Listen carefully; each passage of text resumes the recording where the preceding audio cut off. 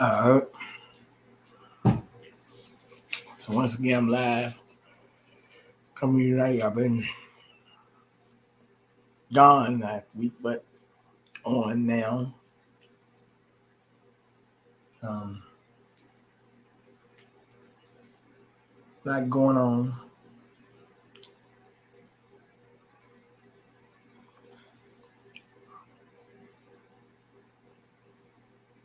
Um, yeah, that's interesting. I need to look at that. Actually, thanks. Um,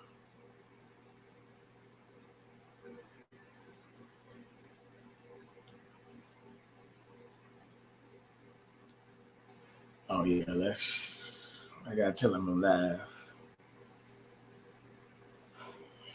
But like I said, I've been away all weekend. It's a lot of things been going on. Um, yeah.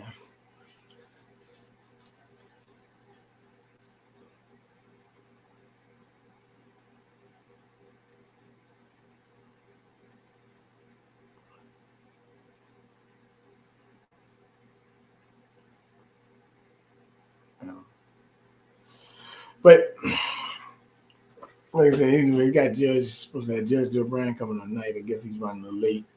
But I'm you know, paying attention to a lot of things. I see um Nikki Haley just won a primary tonight in DC. Kind of crazy. I just rode past that place this morning, but um very interesting. Um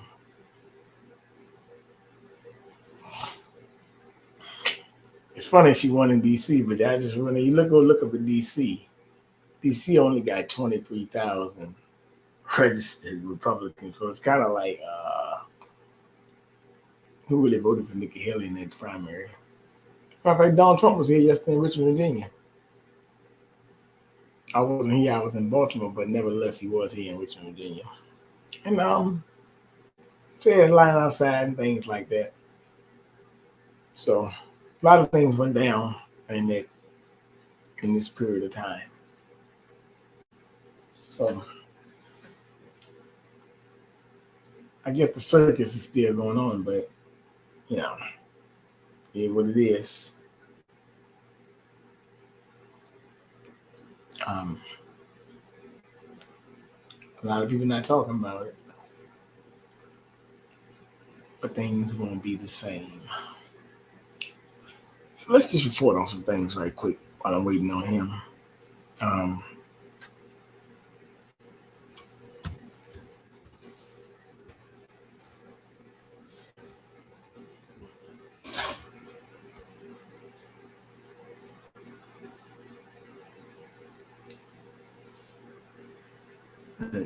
cool. All right.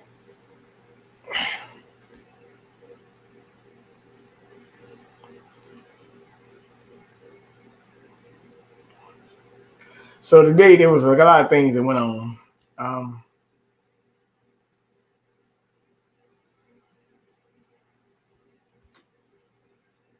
Nonprofit Every Cure.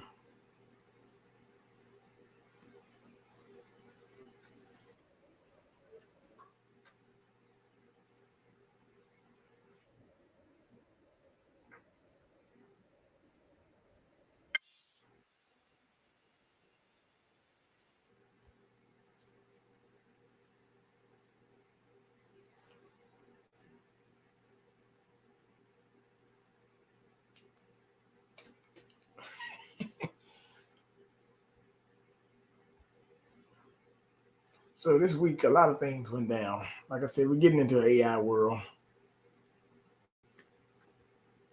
AI on our lives. And today we're spotlighting a new way AI could impact medicine. The White House is hoping to use artificial intelligence to match already approved drugs with untreated diseases. And the federal government is giving the nonprofit Every Cure nearly $50 million to develop the technology. Every Cure co-founder, Dr. David Feigenbaum, joins me now for more on this. Doctor, I know you're busy, so thank you for joining us. Talk to me about this program, because your pilot program has already identified some promising treatments for sickle cell disease, ALS, and more.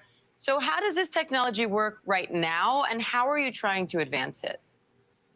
Well, we're utilizing the world's biomedical knowledge to identify the most promising new uses for existing medicines. There's already 3,000 approved drugs, and there are thousands of diseases without any treatments. And so we leverage the world's knowledge to look for patterns so that we can connect existing drugs to diseases and patients that could potentially benefit. So can you explain this like I'm five, but give me an example of how the AI is leading to you to say, oh, actually, we can use this existing medicine to treat this thing we weren't treating before? I know you're laughing, but you know, we don't understand how this works, and we're trying really hard, Doc.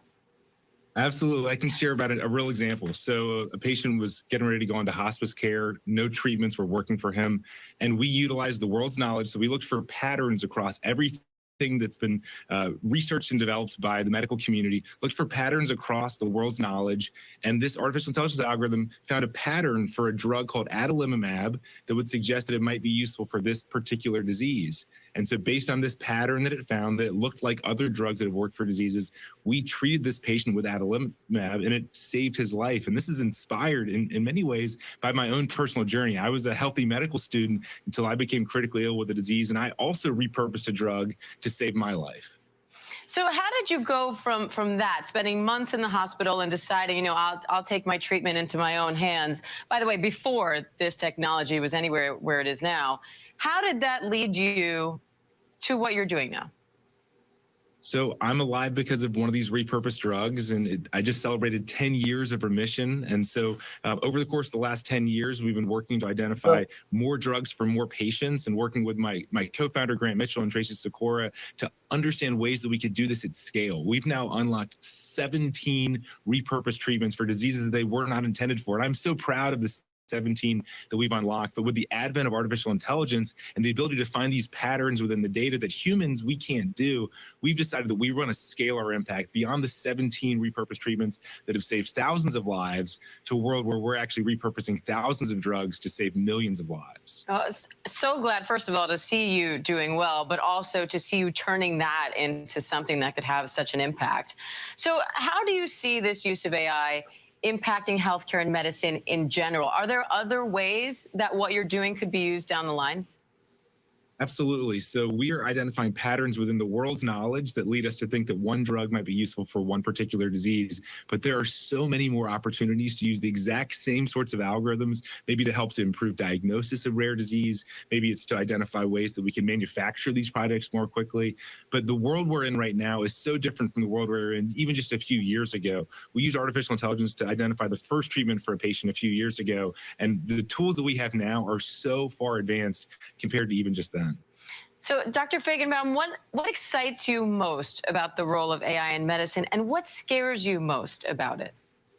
Well, what excites me the most is the idea that people can live lives when they would not have been able to otherwise. I'm not supposed to be here. The drug that saved my life wasn't made for my disease, but we discovered that it could be useful, and it has saved my life. And we've now done this for so many more patients. All I can think about are all the people out there that have a horrible disease, and there's a drug sitting on their pharmacy shelf that could help them, that we just need to unlock for them. So that's what gets me so excited, the lives that can be saved utilizing this technology. I think that many of us, share the fears of artificial intelligence, and how, maybe it can be utilized in ways that could be harmful. But the way that we're utilizing it is really about saving as many lives as possible.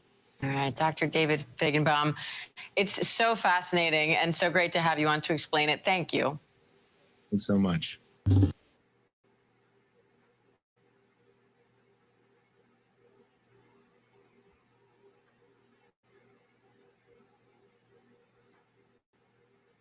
Recordings just got better. Hey, it's Dana from StreamYard. I'm so excited to announce that it was chaos and panic on open.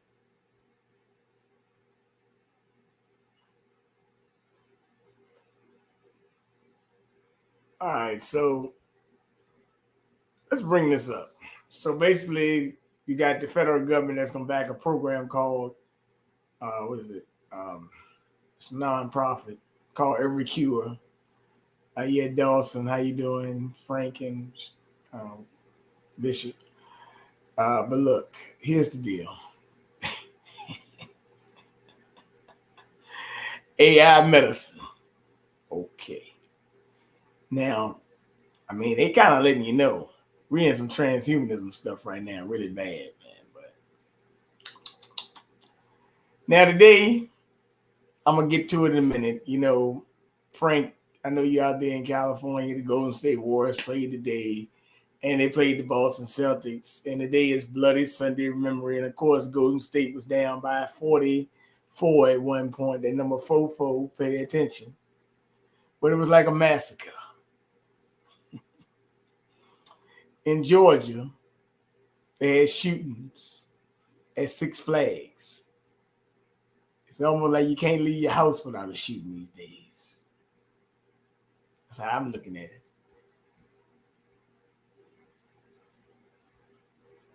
Opening day at Six Flags over Georgia after officials say 500 to 600 people ran through the park fighting. This all led to an exchange of gunfire right outside of the property that sent at least one person to the hospital. Thanks so much for joining us on this very busy Saturday night. I'm Eric Perry. This all unfolding just after 6 this evening. Fox 5's Joy Dukes is live for us. Joy, all right, you've been working this scene. We see the crime tape and the roller coaster behind you. Walk us through what you're learning. Yeah, Eric, good evening to you. Just absolute I don't chaos, know, as you Frank, mentioned, there erupted here near Six Flags earlier this evening, where GBI officials say they are investigating an officer-involved shooting that left one person with a gunshot wound. Now, this all started, as you mentioned earlier there, when Six Flags Park security say that they were met with an unruly crowd of about 500 or 600 people here inside the park that were running through the property and fighting. They contacted Cobb County officers for backup. While officers were trying to get that crowd of people off of the property, they say those individuals fired at officers, who then fired shots back, hitting one person. And that person was taken to the hospital for treatment. We're told no officers were injured, but a vehicle was damaged. Videos of the incident have been circulating online. They show a herd of park goers stampeding out of the park property, just trying to get to safety at the sound of those gunshots. Park officials said there were no shots fired on park property, and that the shooting itself took place on South Service Road, which is obviously just a few hundred feet from what you can see here, park property. But they say that the culprits seem to be underage kids. In a statement from a spokesperson, they say, all right, man, hold it, man. You got 500, 600 people, and they say the culprits are underage kids. Was this some type of psyop? I'm just asking because how did this happen? How did that happen? Like, they said they had a crowd of 500, 600 people, unruly people. So what the hell is going on in Six Flags over Georgia? And I've actually been there as a 13-year-old kid. We went on a bus trip. With a school. Yeah, I stayed there for 2 nights. It's right here on Fox 5 Atlanta, Frank. Look up Fox 5 Atlanta, you'll find it right there. Fox 5 Atlanta. Shooting, fights, absolute chaos at Six Flags over Georgia. Opening day 2024. However, this was not reported on mainstream news stations, which is actually very funny they didn't report this, which it should be reported. But I do believe it's some type of psyop or it's organized chaos at best. Because I don't know no 600 kids fighting in no amusement. This is an amusement park, man. I can see an isolated incident. I can't see that many people fighting at one time without this being organized. I mean, it just don't make sense. I mean, but like I said, I have to do more digging to find out what set it off. But I mean, I'm just saying. I mean, I've been in Baltimore the weekend, and I'm back home now. But I mean, many people was down there for the weekend with all the events going on and things.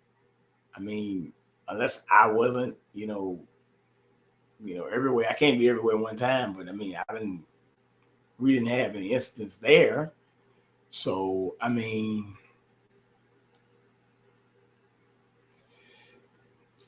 I don't know.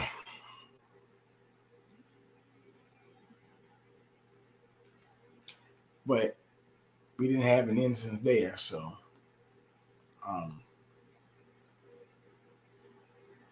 yeah, I mean, it is what it is. So it's very interesting. Yeah, good question. Where were the adults? That's the big question. I mean, I don't know, Dawson. I mean, I know you've probably been to an amusement park or something before with your son. You didn't have 500, 600 people fighting any time. So what the hell is going on out here? That's a good question. Who set it off? Said, quote, our goal is to provide safe, fun entertainment. It is incredibly disappointing that our community is disrupted at public events throughout the region by groups of underage youth. Just like other venues in the area, we are committed to keeping this type of trouble outside our park and off of our property. Now, we spoke with a woman who lives nearby. Here's what she had to say about the ordeal. Crazy that a group of kids could cause all this. It was a real big group of kids. I've never seen a group of kids like that if outside of a high school. Parents need to just control the kids better probably, or step in and make sure the kids is doing what they need to be doing. Now, the GBI is handling the investigation. You can see the crime tape up here. They have South Service Road blocked off to traffic while they conduct their investigation. We have seen a number of GBI officials here with their flashlights walking around trying to collect any evidence they can here. You see the mobile crime scene unit is also out here this evening. Now, what is still unclear is whether there will be any arrests or whether any of those children will face charges. That's the latest here. We'll have more for you coming up tonight at 11. Consider this your sign to stock up on signage. Because right now at Vistaprint, all signs are 20% off. So you can bring in business with. Now to a breaking news update of violence. I'm just covering all these events right now. A lot of stuff went down over the weekend. I told you this was bloody Sunday weekend. I told you a lot of things are going down. All right. Now they say somebody got killed in the Loop in Chicago. Then they had a graduation shooting. So it's a lot of things that went down at one time. And I just said, when I get back home, I got to cover all this at one time. And we're going to cover it in segments here. Because the judge just texted me and said he's coming on in a few minutes. So, but I'm just pointing out some things that have been going on that the media isn't talking about. Now, I'm not sure. It could be an election year, possibly. But it is what it is. Yeah, Frank, who counting all these children? There's counting a lot of children, man. I ain't been to an amusement park in years, so it is what it is. I used to go with my nephew a lot, but I mean, it is what it is. I really wouldn't want to be too much a fan of going to these places right now with all these psyops going on. Violent night in the South Loop as two teenagers were shot, one of them fatally. A large group flooded the area near Roosevelt and Canal. CBS 2's Sharday Gray has the latest details from that chaotic scene. A homicide investigation is now underway after police found two teens shot in this area. One of those teens died. A neighboring business says last night's shooting has left his employees shaken up. Enough is enough. We need to do something about it, and somebody needs to do something about it fast. Fed up of a reoccurring thing we've seen time and time again. Teen takeovers in the South Loop. It looked like hundreds of teenagers. Peter Letzos, White Palace Grill's director of operations, says they swiftly took action last night. We have security guards here every night. We locked the doors for a couple hours and kept everybody out. There's only so much that we could do. A heavy police presence seen around 8 last night near Roosevelt and Canal after a large group of young people gathered in the area. From the video footage that I've seen, it looked like hundreds of teenagers or young adults were tearing up the streets. Our cameras were rolling as hundreds of teens filtered the streets. Soon after, it turned violent. At one point, we saw 3 teens in handcuffs. Part of the group was gathered in the parking lot of BMO Harris Bank when at least one suspect fired shots. Police say a 17-year-old was shot in the chest and neck. He was transported to Stroger Hospital with gunshot wounds to the chest and neck and was pronounced dead. He's been identified as Jeremy Smith. A 15-year-old boy was also transported to Stroger and was listed in fair condition Saturday evening. He was shot in the leg. The shooting happened right across the street from White Palace Grill. We worry about safety of the employees, number one, safety of our customers, and hopefully the safety of the people of Chicago. Saturday's gathering was the first major large group incident in the downtown area since July 30th, when hundreds of young people gathered in the same area and looted stores. Mayor Brandon Johnson criticized a reporter for calling the incident as mob action. We have to be very careful when we use language to describe certain behavior. There's history in this city. I mean, to refer to children as like baby Al Capones is not appropriate. Detectives say they recovered a gun at the scene. It's unclear if anyone else was injured or if more suspects have been identified. Reporting in the South Loop, Sade Gray, CBS 2 News. Sade, thanks. Now, we reached out to the mayor's office about the shooting. We have not yet heard back in this 5 o'clock hour.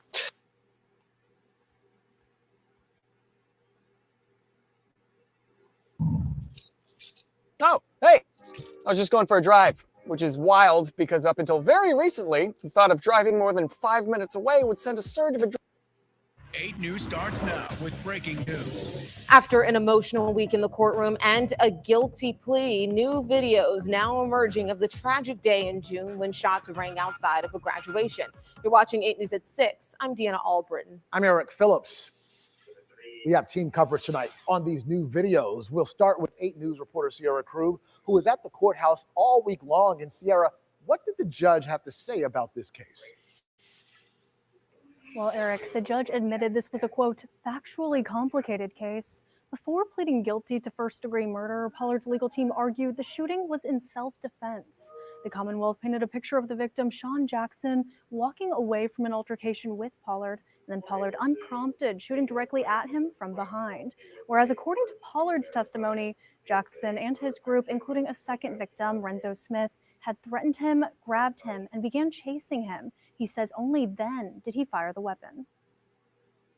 They said they were gonna kill me. I panicked. I'm sorry. You okay? I'm not gonna kill me. Are they saying Chilling moments after Amari Pollard fatally shot Huguenot High School. All right, what's up, man? Yeah, how you doing? Good, Brown. How you doing, sir? Oh man, it's judges in the house. Hey, I guess. It's good to be back after all the censorship and blocking they were doing on me for months. It's good to have you back, you know. Well, they've been doing that on everybody. This current administration is deep into fascism, so they got a weak point. So what they're trying to do is eliminate people's ability to respond or offer alternatives. So here's what it is. It's first time in American history, other than what happened in the 50s, early 60s, when it dealt with communism. Something most people not my age don't get is if you were in high school, let's say, and you got permit from your school to work part-time in a business like Sears Roebuck or something like that, or comparable now, Mickey D's or something like that, and you went in and filled out the application, you'd have a whole page that said, have you now or have you ever worked for, supported, given assistance to, contributed to, or advocated any of the et cetera, from any of the following organizations, and include in your answer any and all that may be similar. There were organizations loosely rumored to actually doing or just slightly touching on anything that had to do with communism. So you, even if you're 15, 16 years old getting a job, you had to fill this crap out. and attest that you had never given support to, never been involved with, never did any of this stuff with these organizations. They went after Angela Davis because when she was 17 and 18 years old, as a freshman in college, she belonged to an organization called the Che Lumumba Club, which was construed as being perhaps associated with the communist cause. So that gave Ronald Reagan an opportunity to pursue her, and also that was supposedly backing up his otherwise unfounded allegation that the University of California was infiltrated by all of these communist professors. So the LA Times had challenged him, and that wound to them with Evel Younger, the Attorney General of California, trying to set her up with that Kern County mess.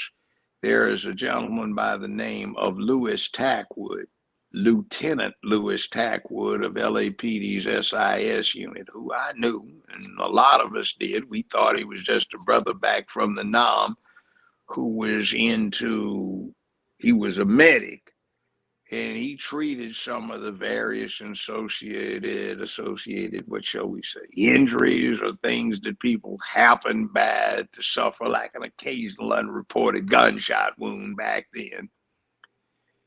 And he turned out to be not an informant, but a command officer for their intelligence unit. And he details in his book, Glass House Tapes 1 and 2, how he was instructed to set up this Kern County thing and frame Angela Davis. He used LAPD's burglary squad to steal the guns that were used from her home. And he details a number of other things. It's interesting reading those things. So, yeah, see, this thing that we see now used to be the way they handled communism. It's like they even changed the Pledge of Allegiance to the flag, the United States of America, to the et cetera, et cetera. It used to be, prior to 1949, one nation indivisible with liberty and justice for all. Then, to show that this country was distinguished from communist countries, it said one nation under God, indivisible with liberty and justice for all. That was not added until about 1950. So they've changed things around and about. And now we've gotten back to that, to support this new cult and to understand what's really wrong with the country right now. It is not so much racism. Racism is only a smokescreen for what is the supreme effort of a new religion to get itself officially opposed as the official religion for the United States. Now, before I remark what it is, I should touch on Buddhism. Buddhism is an honorable and ancient religion, but it has no God. It's a system of philosophy. It's spiritual. There's another thing that is a physician of philosophy. It has no God, but to all intents and purposes, it's a religion. Think of it as a secular religious cult, and it's pursued with the same fervor as its adherents and its acolytes and zealous young converts by any means necessary. It has an interesting symbol. It's not the cross, it's not the crescent, it's not the six-pointed star, it's not the six-armed God that stands for Hinduism, it's not Buddha who stands for Buddhism, it's the rainbow flag, because what you're dealing with is the LGBTQIA cult, which is a coalition that its acolytes are trying to impose forcibly on the public. A lot of the bull that we deal with right now is because of that. I'm not down in gay folk, because not all gay folk are into this who know what's going on. That's like saying you supported Reverend Jim Jones drinking Kool-Aid at large outdoor church picnics in Guyana because you're a Christian, or you support Al Qaeda and ISIS because you are Islamic. That's not necessarily the case. So they've got an interesting coalition that together, lesbians, gays, bisexuals, transvestites, pedophiles, all kinds of things have come together to push their cause. And you can't put a nativity scene in a city hall or a courthouse, but you can put the rainbow flag in there. You can't teach Christianity in an elementary school, a public one, but you can teach rainbow. Let me bring some up. Because I'm glad you started with all that, because I want to talk about today. I'm just coming back from out of town, Baltimore. You know, they had like a big conference. Now today, it's funny I came back today because they were commemorating what? Bloody Sunday, as you see right here. I'll go play about 4 minutes of it. You know, you got Kamala Harris out there speaking, you know, talking about Bloody Sunday, Civil Rights March. But there's a certain guy that was out there that's speaking on Bloody Sunday. Merrick Garland, the Department of Justice, the Attorney General of the United States was speaking. Now, how in the hell can you be serious about talking about Bloody Sunday? You got Merrick Garland speaking. This ought to be insult. This is crazy, man. Are you serious? You see how they punking people again, man? Man, they really punking people, man. I said, wait a minute now. I know you cannot be serious about Merrick Garland speaking at VP Harris, civic and civil rights leaders march in Selma. Oh, bullshit. That's not, to even use those terms, march in Selma, from back in the early mid-60s is not the same thing. That's blasphemous. This is where everybody's welcome instead of them getting their heads beat by the state police. Dick Gregory cracked me up one time. He was present in that thing back in the 60s, and he was talking about the head of the highway patrol. He said they were off in a building trying to get away from them, and the guy rode his horse up inside the premises and put his boys in there, and he started hitting his own cops. Bam, bam. You damn fools, I told you to get these niggers when you could. So the press got here, and you didn't listen to me. And he started beating on his own men with a nightstick. Like, you damn fools, I told you. And see, that was the kind of atmosphere. It was nothing like you have right now, where you go in there and, you know, oh my God, we're celebrating this thing. Well, frankly, I never did buy into that peaceful nonviolence, what I call bullshit, where you're going to get out on your knees while some redneck's beating you across the head until some other rednecks feel guilty about it. If I got to play kamikaze, goddammit, and they got to take me out when I was 16, 18, 20, 24 years old, you're going to have to take my ass out because I'm taking somebody with me. You know, we didn't play that.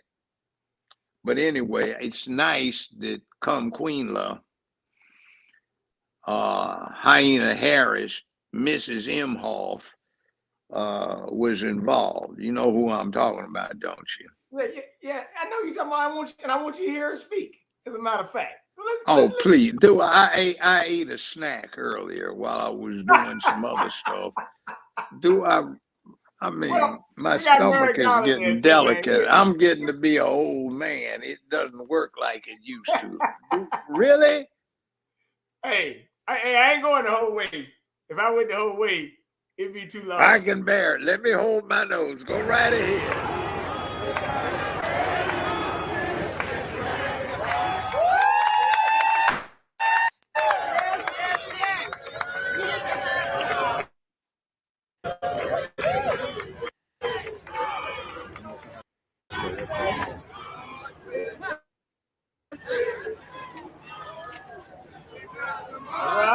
Look at everybody. Oh, they are out shopping. Oh,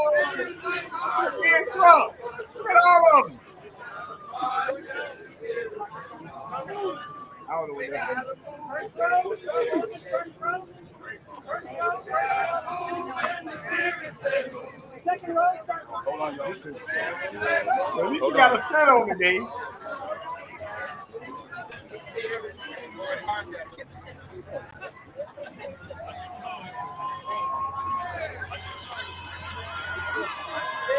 Let me ask you a question. Does bobblehead...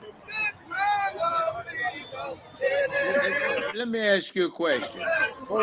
Do you count bobblehead Sharpton is representing you?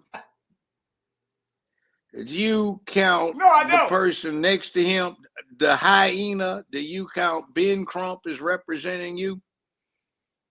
No. By the way, when you ever seen him put on a trial? Hey, I don't know, man, but he leading the march. Somebody lied here. What the hell is this about? This ain't crap. See, while this is going on, you know what else is happening that they don't even talk about now? This was when it was the early mid-60s. This march they're commemorating. And in 1964, it started off in Chicago, 65 spread to LA, and by then all around the country by 67. You know what it was? Burn, baby, burn. And I know from being an intern who studied 60,000 pages of the congressional record, that's what inspired folk to pass the Civil Rights Act of 1964, 67, 68 voting rights and amendments to the other ones. That's what inspired Congress to pass it, not these folk down on their knees while the rest of us around the country saying, hey, don't get the wrong idea. That ain't the rest of us. That's these good church going Negroes down there who support this kind of thing. It ain't the rest of the black folk in America. Now, what's interesting that came out of this, when they got to Selma, they didn't show it in the South, but they showed it in the rest of the nation. And that was when they got across that bridge in Selma, they got to the housing projects at the foot of that bridge on the other side. The black folk were out there and they brought the police out and all the rest and helmets, and they started bringing out the fire hoses and the police dogs. Well, there was an interesting scene. They let go a police dog to charge into the crowd. The dog dashes into the crowd. There's a little disturbance going on, and then you see the dog spinning end over end over the heads of the crowd to crash down in a heap on the other side of the crowd toward the camera, and the dog was crawling away whining. 4 or 5 cops charged in, and they kind of disappeared in the crowd that overwhelmed them. Then they came running out holding their heads as somebody was beating on them with their own nightsticks. See, in other words, those street people that lived in the projects kicked some major ass, and they didn't want to hear that. See, they weren't into this civil rights, peaceful nonviolence. Not at all. And see, West Coast, East Coast, you know, you go into high schools, they weren't segregated in the East Coast and the West Coast, except maybe by economic geographics. And white kids go, hey, man, they kicked your ass, man. Some of you guys really got their ass whipped, man. What you feel, man? Don't you feel that, motherfucker? You keep talking this, I'm going to whip your ass right here. See, these kind of conversations were going on.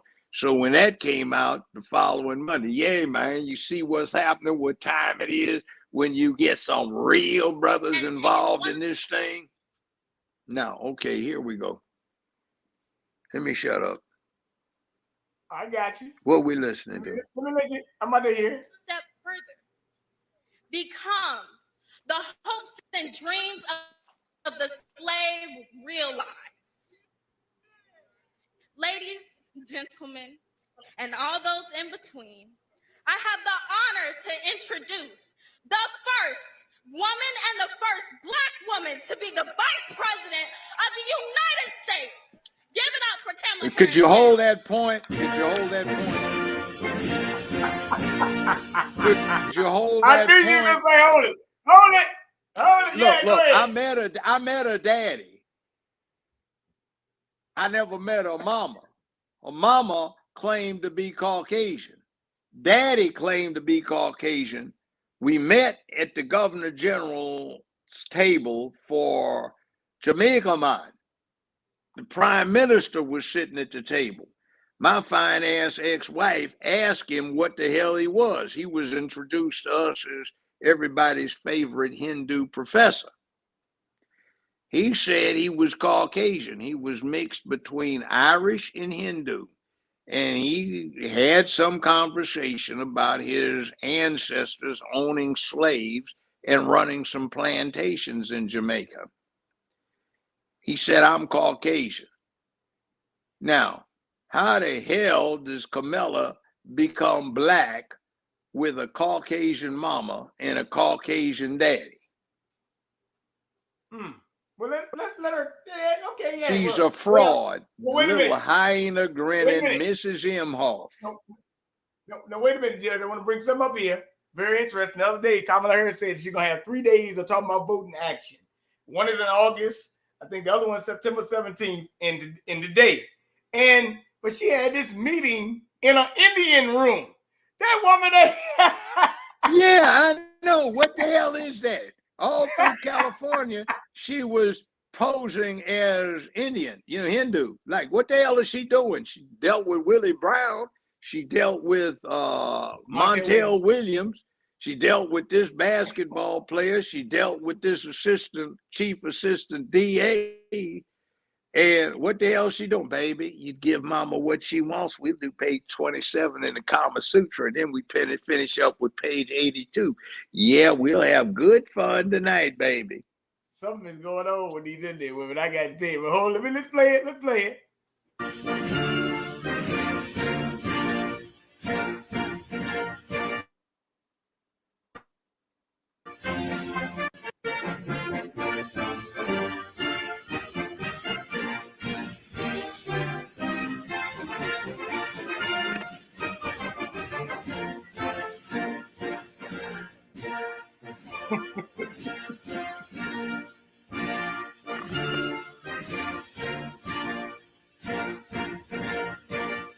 Can we give it up for Azalee? Oh, indeed, our hopes and dreams are alive and well. Good afternoon, everyone. Good afternoon. Please have a seat. I'll tell you, when I listen to Azalee, I know the future of our country is bright. So it is so good to be back in Selma, and I want to say on behalf of the second gentleman and me, it is a privilege to be with so many extraordinary leaders, members of Congress, members of our administration, dedicated activists, and dear friends.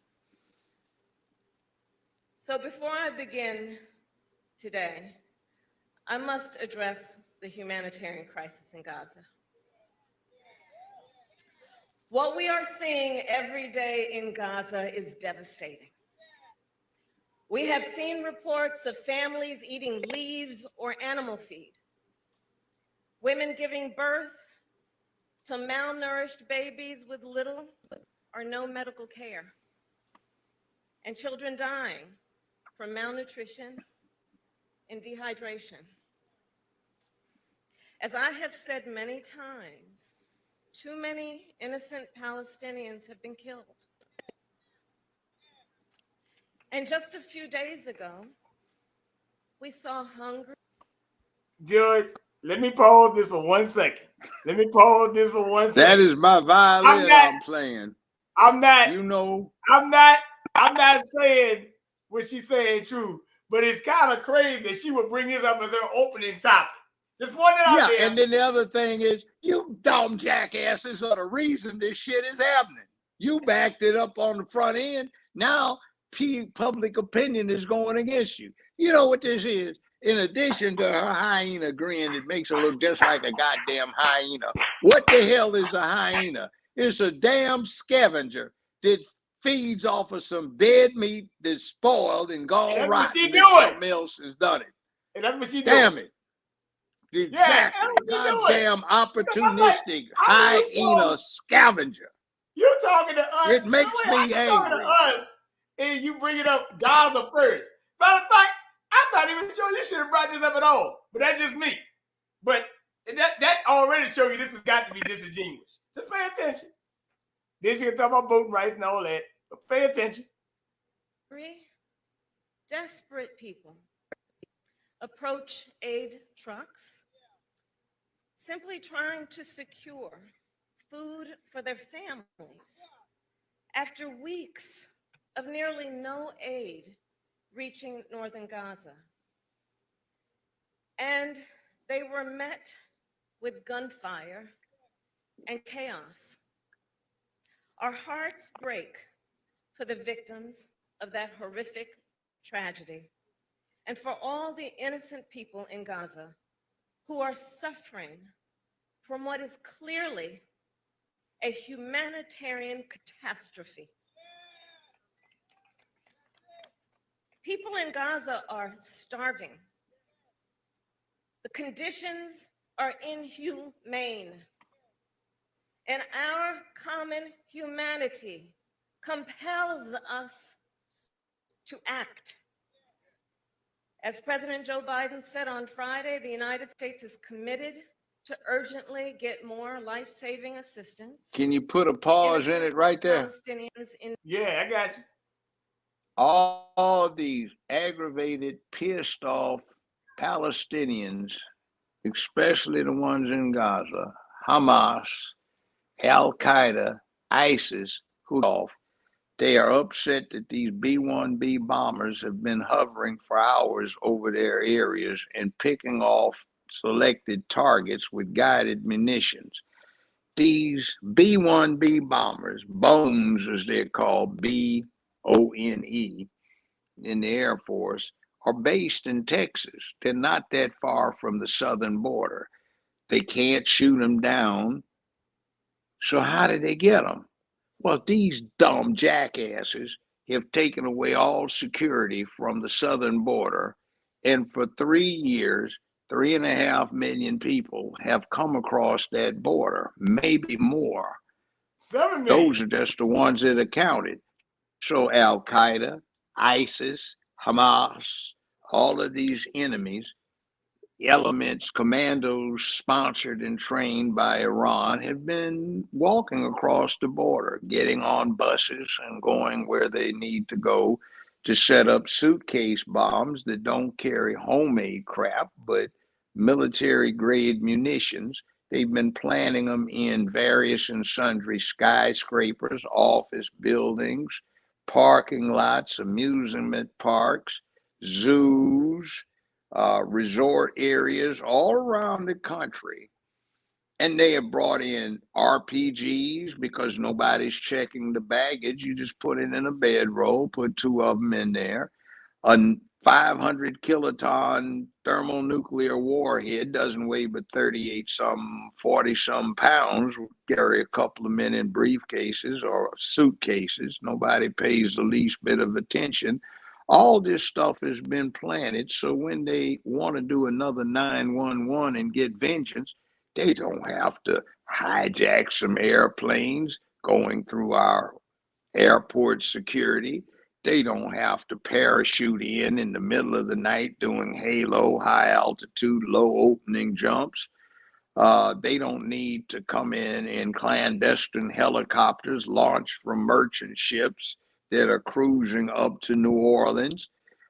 They don't have to get in rubber boats launched from submarines that are lurking off coast that have eluded the Navy's detection system. Since the Navy is overworked and tied up in the South China Sea, they can walk in with their military grade explosives, go any goddamn where they want, even get put up free of charge in a major hotel at U.S. government expense to get back and get vindicated in vengeance for this bullshit. We hear this where, oh my God, look why don't you say, look what we set up? All these innocent people getting slaughtered because our jackasses in charge didn't know what the hell they were doing and set this up.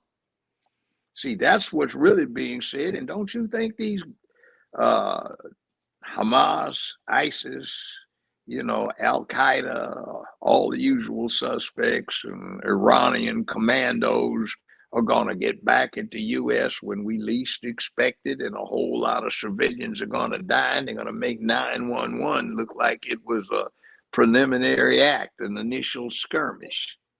Well, look, let me bring this up because I'm gonna use her as my segment because she's talking. I'm gonna use her as my segment to talk about two major issues going on because you brought up two issues. Because you got to remember one thing about Kamala Harris. Kamala Harris was supposed to be what? The border czar. But now she's also supposed to be in charge of gun czar. And gun don't policy. even get me going. Those two issues I'm gonna talk about. So let me let her talk. Because she can talk about I'll shut up. I'll be quiet. I just wanted to make a comment on it before I forgot it. Yesterday, the Department of Defense carried out its first airdrop of humanitarian assistance, and the United States will continue these airdrops. And we will work on a new route by sea to deliver aid. And the Israeli government must do more to significantly increase the flow of aid. No excuses. They must open new border crossings. They must not impose any unnecessary restrictions on the delivery of aid. They must ensure humanitarian personnel, sites, and convoys are not targeted. And they must work to restore basic services and promote order in Gaza so more food, water, and fuel can reach those in need. As I have said repeatedly since October 7, Israel has a right to defend itself. And President Joe Biden and I are unwavering in our commitment to Israel's security. Hamas cannot control Gaza. And the threat Hamas poses to the people of Israel must be eliminated. Hamas is a brutal terrorist organization that has vowed to repeat October 7th again and again until Israel is annihilated.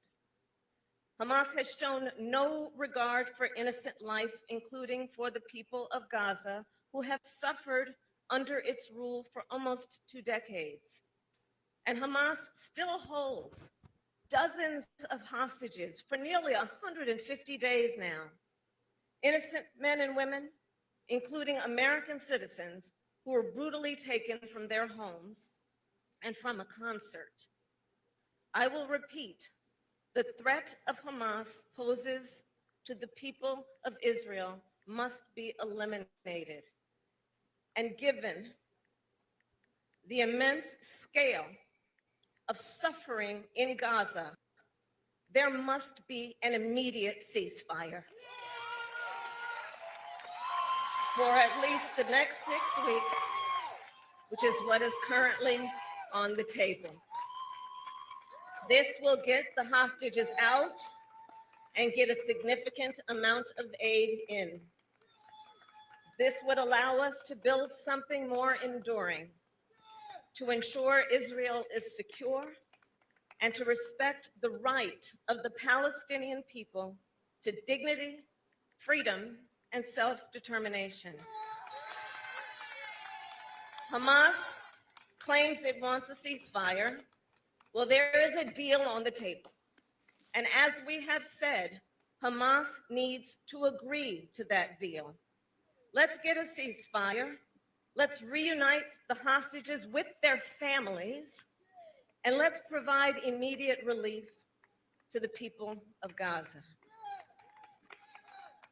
I will now address the occasion for our gathering today on this hallowed ground on the foot of the Edmund Pettus Bridge, where 59 years ago, on a cold Sunday morning, 600 brave souls set out from Selma, hand in hand, shoulder to shoulder.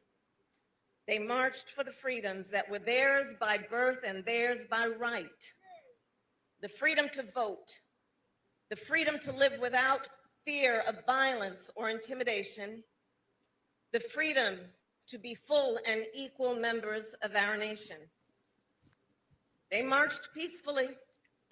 They knew violence against them was inevitable. They knew they would be surrounded by troopers with nightsticks. They knew they might be trampled by horses. Even so, they marched forward. But they were forced to retreat, and yet they would not be deterred, defeated, or denied.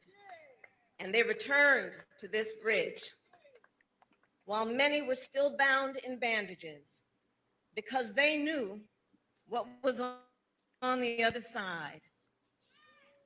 A promise of a future that was more equal, more just, and more free. And yes, they crossed this bridge. And in so doing, they also built a bridge. They brought together white Americans, Black Americans, all sorts of Americans, and ministers and rabbis and members of SCLC and SNCC and folks of all ages and backgrounds. And less than 6 months later, the Voting Rights Act of 1964 was signed into law. The story of Selma, a story of our nation. Freedom is fundamental to the promise of America.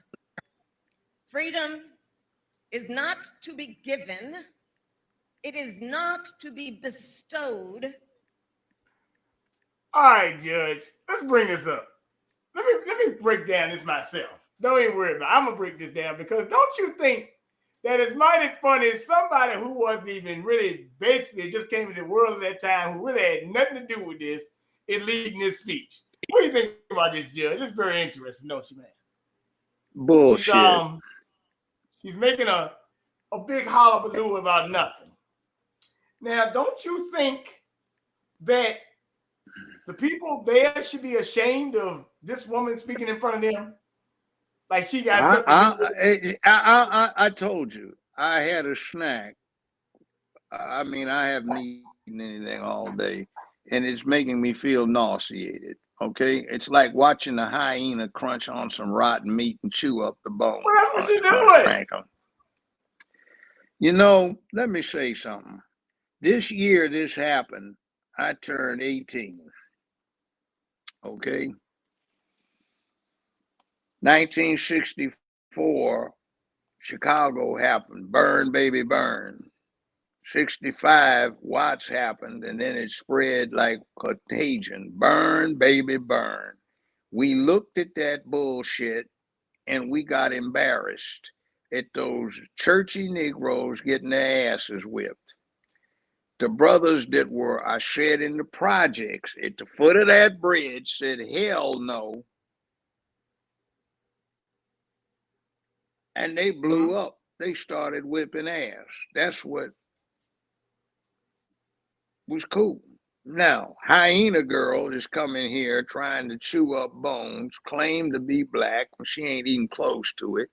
She is a Hindu, a Caucasian Hindu. They don't have to be white. They can even be dark. Like Australian Aboriginals are classified as Caucasian, even though they're dark. What happens is, guess what she technically is? She is called an Indo-Aryan.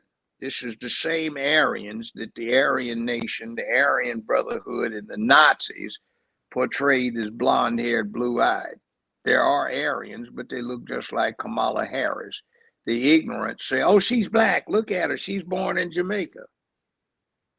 I know one woman who is a wife of a friend of mine. She's blonde-haired, blue-eyed. She is born of English aristocracy related to the royals. And they were born in Jamaica. One of them's red-haired, gray-eyed, and the other one's blonde-haired, blue-eyed. And they were born in Jamaica, and they are English aristocracy.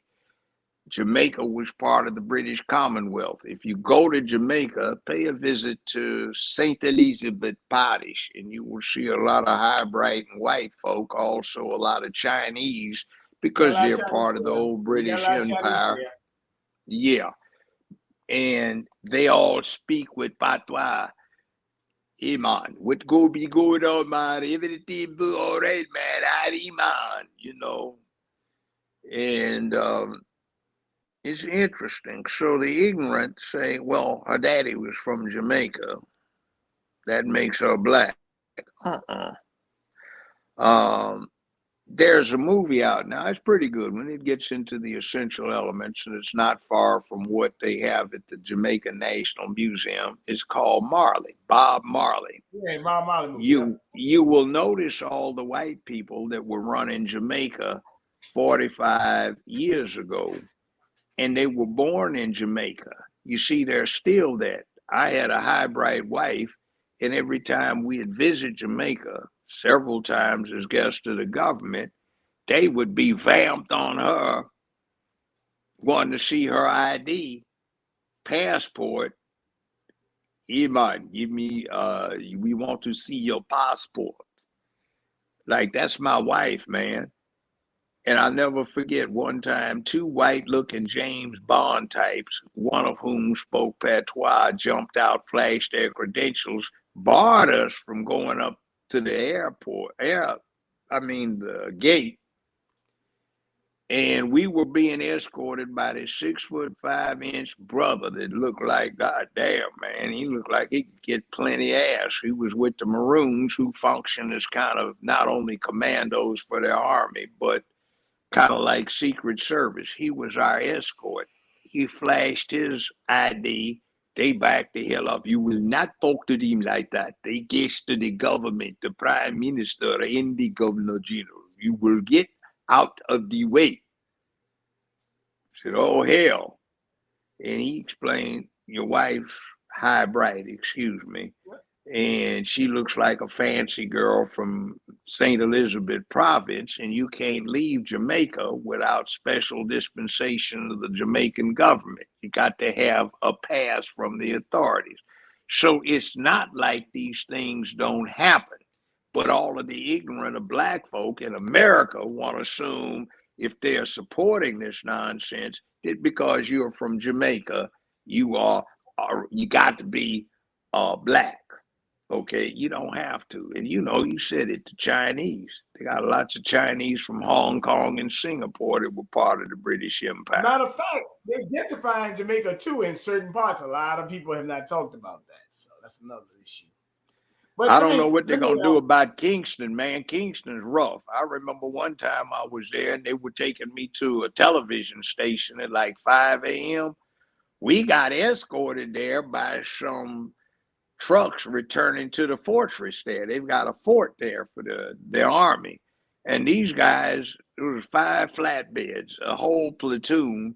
And these guys, Kevlar battle helmets, Kevlar battle vests, Berettas strapped on their hips, loaded. You could see there were clips in there, M4s with the stuff and smoke grenades or tear gas grenades, where they usually have frags. So they go out on patrol. Kingston was so rough. That's not a place I'd go vacation if I don't have connections. Go down to the southern, the western, and the eastern parts of Jamaica. You'll have a much better time. It'll be much safer. But let me play this because I want to get things. Let's hear the rest of this. Didn't mention yesterday because there were protesters in Times Square. They were clashing police yesterday. You had people were protesting for what she was talking about, but you also got a situation last week in the Bronx where a guy had 74 immigrants in, I think he was in the basement. They were in the basement in front of the store charging $300. I think he was from Senegal, as a matter of fact. So they're not talking about this immigration issue. But let's let them. By the way, what are they going to do if Hamas does not comply? What are they going to do if Israel doesn't comply? See, you know what's unsaid here? our CIA, NSA, they might kill people, but it's still against American law. Israel has written into its constitution that it's perfectly legal for Mossad to assassinate people, and they will be guaranteed asylum or protection by Israel if they do that. So a lot of the world's leaders are afraid of being literally assassinated by these professional assassins who are in Mossad. And that's part of the foreign policy legitimated under the Israeli articles. So U.S. they get money from Israel intimidate every people. year, so they basically U.S. get money to Israel every year, so basically Israel tell them what to do. That's why they keep on. Yeah. That's why they argue over the money. And see, also most of the combat pilots in the Israeli Air Force are also active duty pilots in the French, English, German, and American Air Forces, and they're on furlough. Like when they attacked that American surveillance ship, the Navy vessel, and sank it in 1967, there were 14 aircraft that were in that attack. At least 11 of them were piloted by furloughed American pilots, and technically they should have been prosecuted, put on a wall, and shot for treason. But that's what time it is. They bend the rules because Israel is a proxy for the U.S. All right, well, here we go. Let me let you hear this. This happened yesterday. March through parts of Manhattan today, but police say some of the demonstrators will call about a bomb threat. Fox 5 Stephanie Bertini joins us live right now in Times Square with details on this. Hi, Stephanie. Arthur, the calls to police had them rushing here to West 42nd Street and 7th Avenue. Ultimately, the NYPD determined the explosive they were called about was not a threat, but this could have been a lot worse, and some of those demonstrators are now in jail.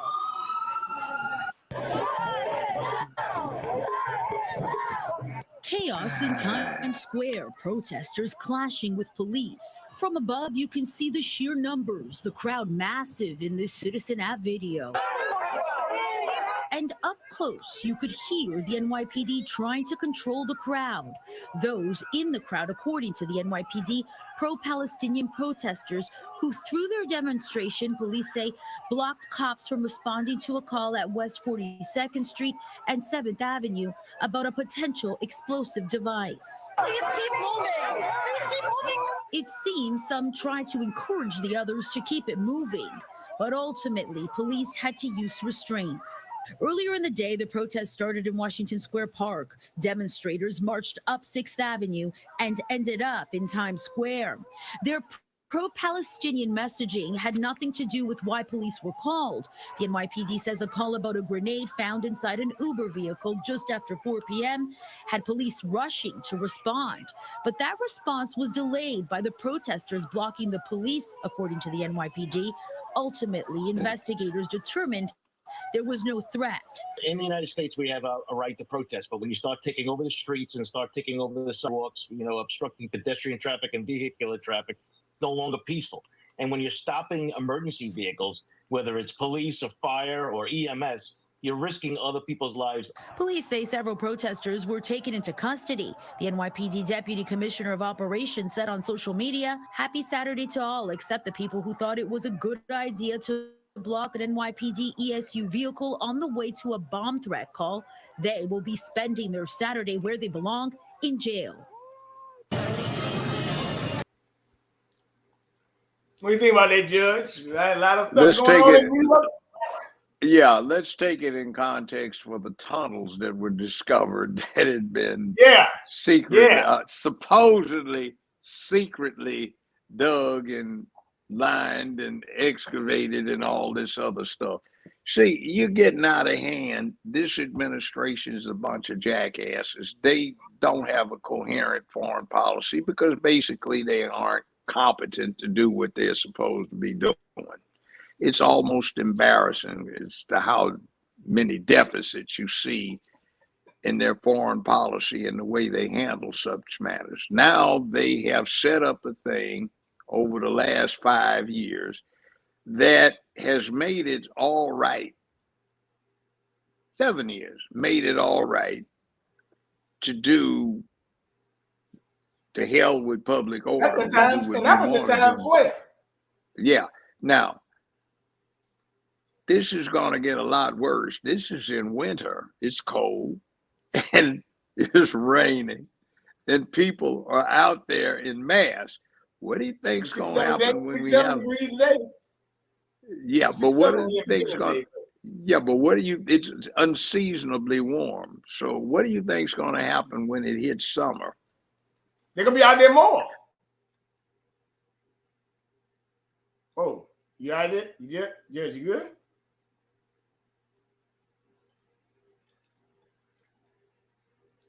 Well, they can be out there more. Let's put it like that. I don't know what happened to Judge on that. But very interesting how that's going down. Frankie, yeah, you're right. It's probably the most likely side because it's like, I mean, it just don't make sense. You had all this stuff going in at one time. This all happened in one weekend, man. So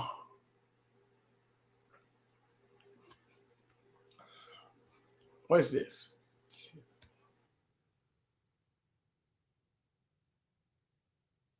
I don't know what happened with him.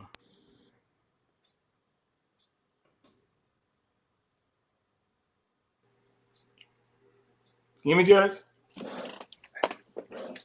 Can you hear me? I can hear you now. Yeah, I hear you. Can you hear me? I hear you. I hear you. I hear you. I got knocked off. Can you hear me? Yes. Can you hear me? I don't know. I knocked it off. All new I'll GoDaddy get Arrow off helps and you get come your business back. online in minutes. Okay, excellent.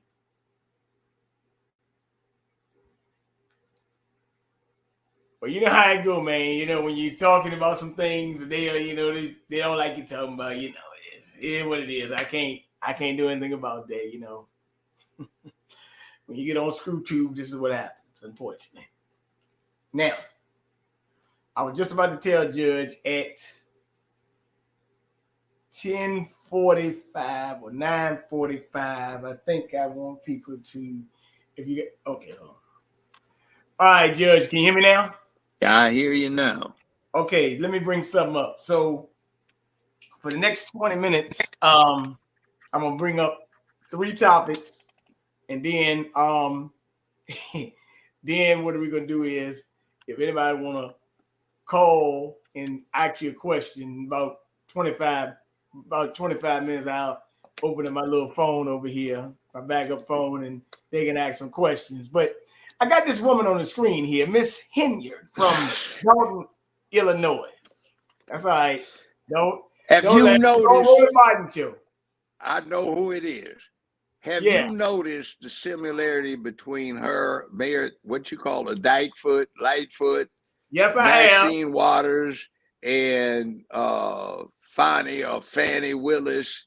Yeah, and also Stacey Abrams down in Georgia. If you notice the similarity, why is the Democratic Party picking these kind of witches to cram down our throats to run stuff?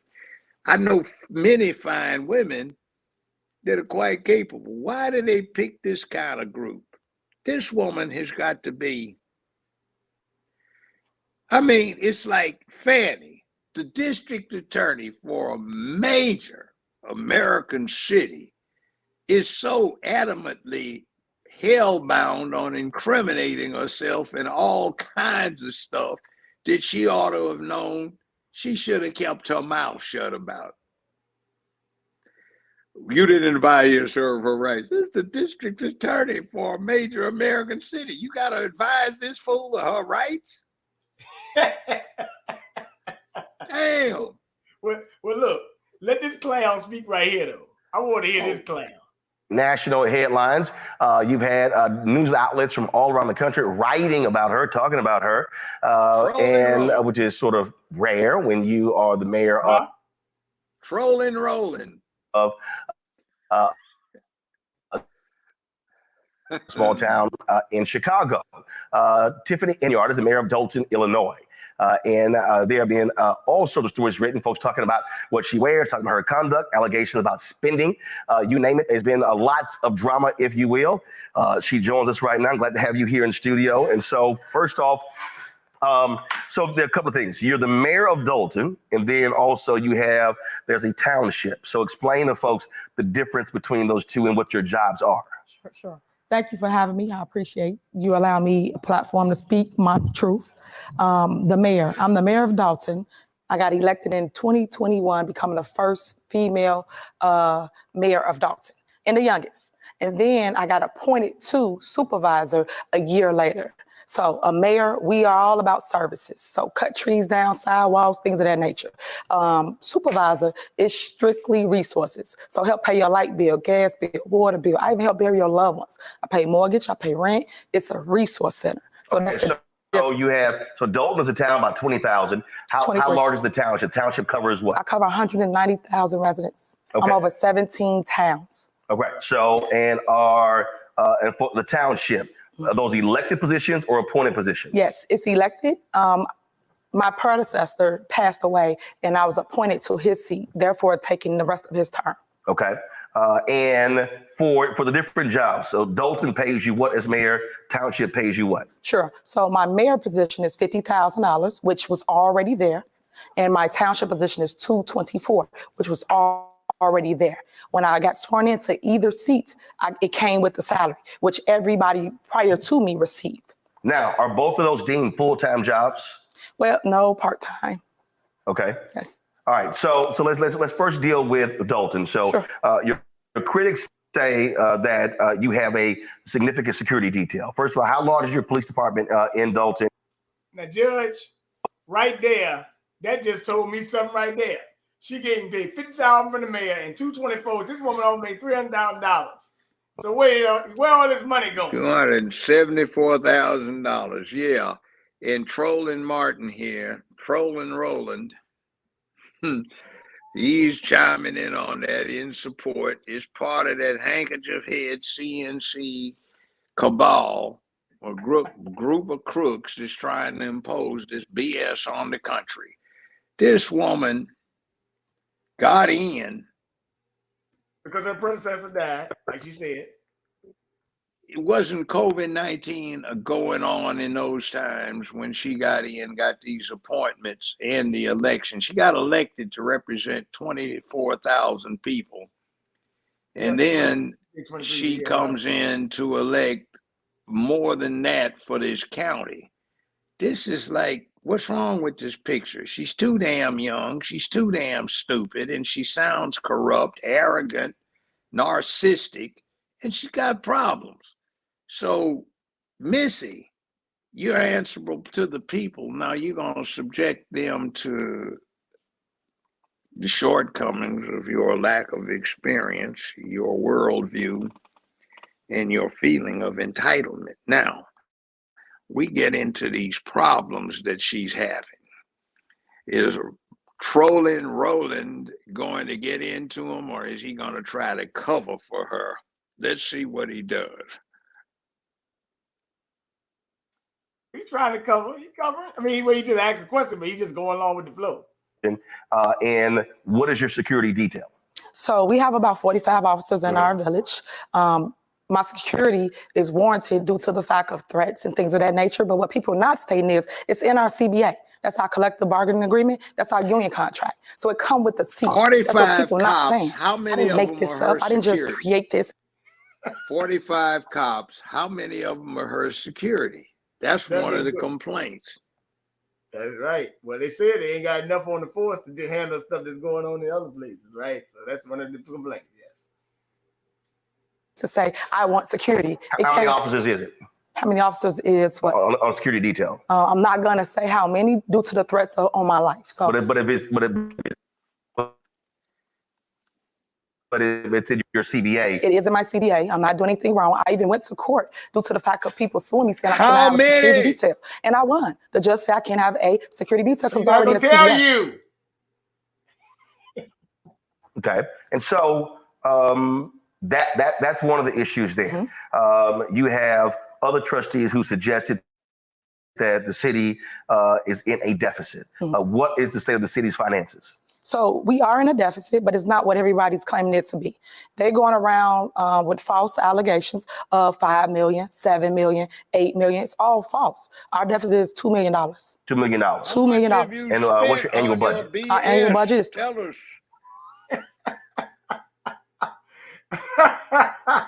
She's not gonna tell you, Judge. $3 million. $3 million? $30 million. Yep. And so how did you, what led to that deficit? So it comes from them not paying bills. So say, for instance, we have a board meeting and they say, well, we're going to pull this out, pull that out. If they continue to pull bills out, later on, what do you have? A deficit, because the bills still due. Just like us not paying our mortgage or not paying our light bill. We still owe the money at the end of the month. When you say they, who's they? The trustees, the board. Because the board is the one that votes to pay the bills.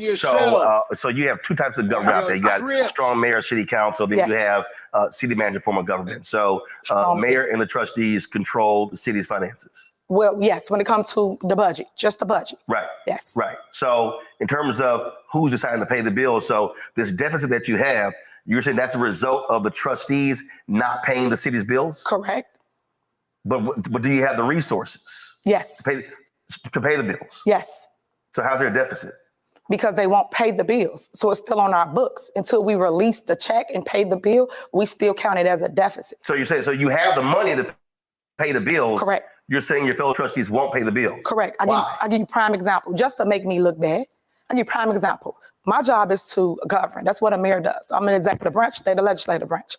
When I go get money and bring back to our community many grants, they refuse to pay things for residents. I created a roof and window program. They would not. What do you think, Judge? I'd quit.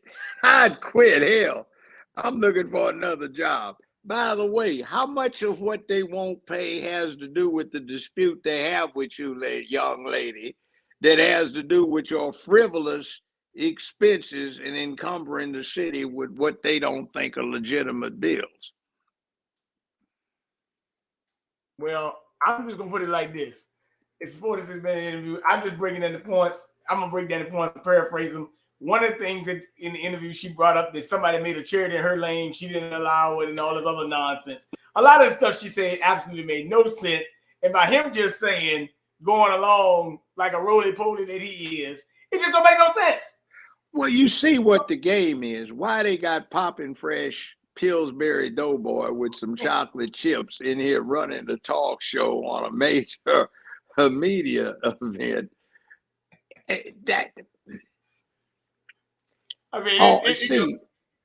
What is this supposed to be? You buy this crap.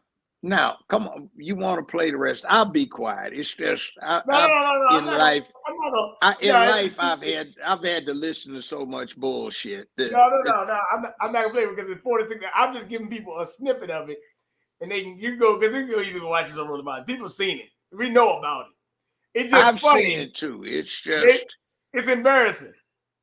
Yeah, it is. So, but Judge, but this is what you have before you. Now, I mean, when I look at the aesthetics, I'm talking about the aesthetics for me and this, that thinking like us or me or whoever. I'm looking at, of course, the wig, eyelash. I look at how she presenting herself. I'm just telling you, she looks like more like a hip hop star than, a woman that, my mother or somebody used to dress like. I'm just saying. I mean, she looks more like trying to be like Cardi B. This is who's representing the people. Yeah. I mean, I'm not being funny, and this ain't no disrespect to anybody, but you know what? Back in the day when you went to an office and you saw a woman, a woman might have had a skirt, jacket, blouse, or whatever. I mean, outside of that Kamala Harris thing, she wore, I guess, a jacket and a skirt. But mostly Kamala Harris wearing a pantsuit. So I'm just saying that that they really done some things here. But this right here, you see her staying at the Four Seasons Hotel. You know how expensive Four Seasons is, man. I said, dang, they really living it up. So this woman is having a good time. You know what? if this woman tried to approach me about being in charge of something, I would have to be polite and I'd force myself not to snicker. Hey. And when she opened her mouth, I don't think I could maintain the facade any longer. I'd snicker, and then I'd have to call for something. Oh, and they're trying to disarm us so these scoundrels can come pull their fascist takeover. Yeah, let's get rid of the weapons so we can impose this kind of fasciste on the American public. I forgot to tell you one thing, Judge. While I was gone over the weekend, Donald Trump was here in Richmond on Saturday, and as a matter of fact, I meant to say Nikki Haley won her first primary night in Washington, D.C. That's the only meeting that Nikki Haley won a primary in Washington, D.C. Washington, D.C. only got 23,000 registered Republicans. She in D.C. She gonna win that primary. Who cares? They have no influence on the Republican convention that's going to select a president. It just shows you why they should not be a state. Now, look at this. 23,000 Republicans. In a district. Yeah. Now, how many Democrats? Still a small amount. Because the people that can, yeah, but the people who vote there's not that many. It's a small, medium-sized city. But you want to give this little piss hole 2 senators, just like California, New York, Texas, Florida, Miami, not Miami, New Mexico, Nevada, Tennessee, Alabama, Mississippi, Georgia, just 2 senators for each of them. But DC, with this scant amount of people, would get 2 senators. And you'd get the same number of congressmen or representatives for the House that Maine would get. So why does this little small, medium-sized city get the same clout in Congress, which Article 1 says shall consist of the House of Representatives and the Senate? Both of them are Congress. Why should they get the same representation as a whole state? Now, why? Because they represent this far left sickness, this bullshit you've been listening to. Fannie Mae,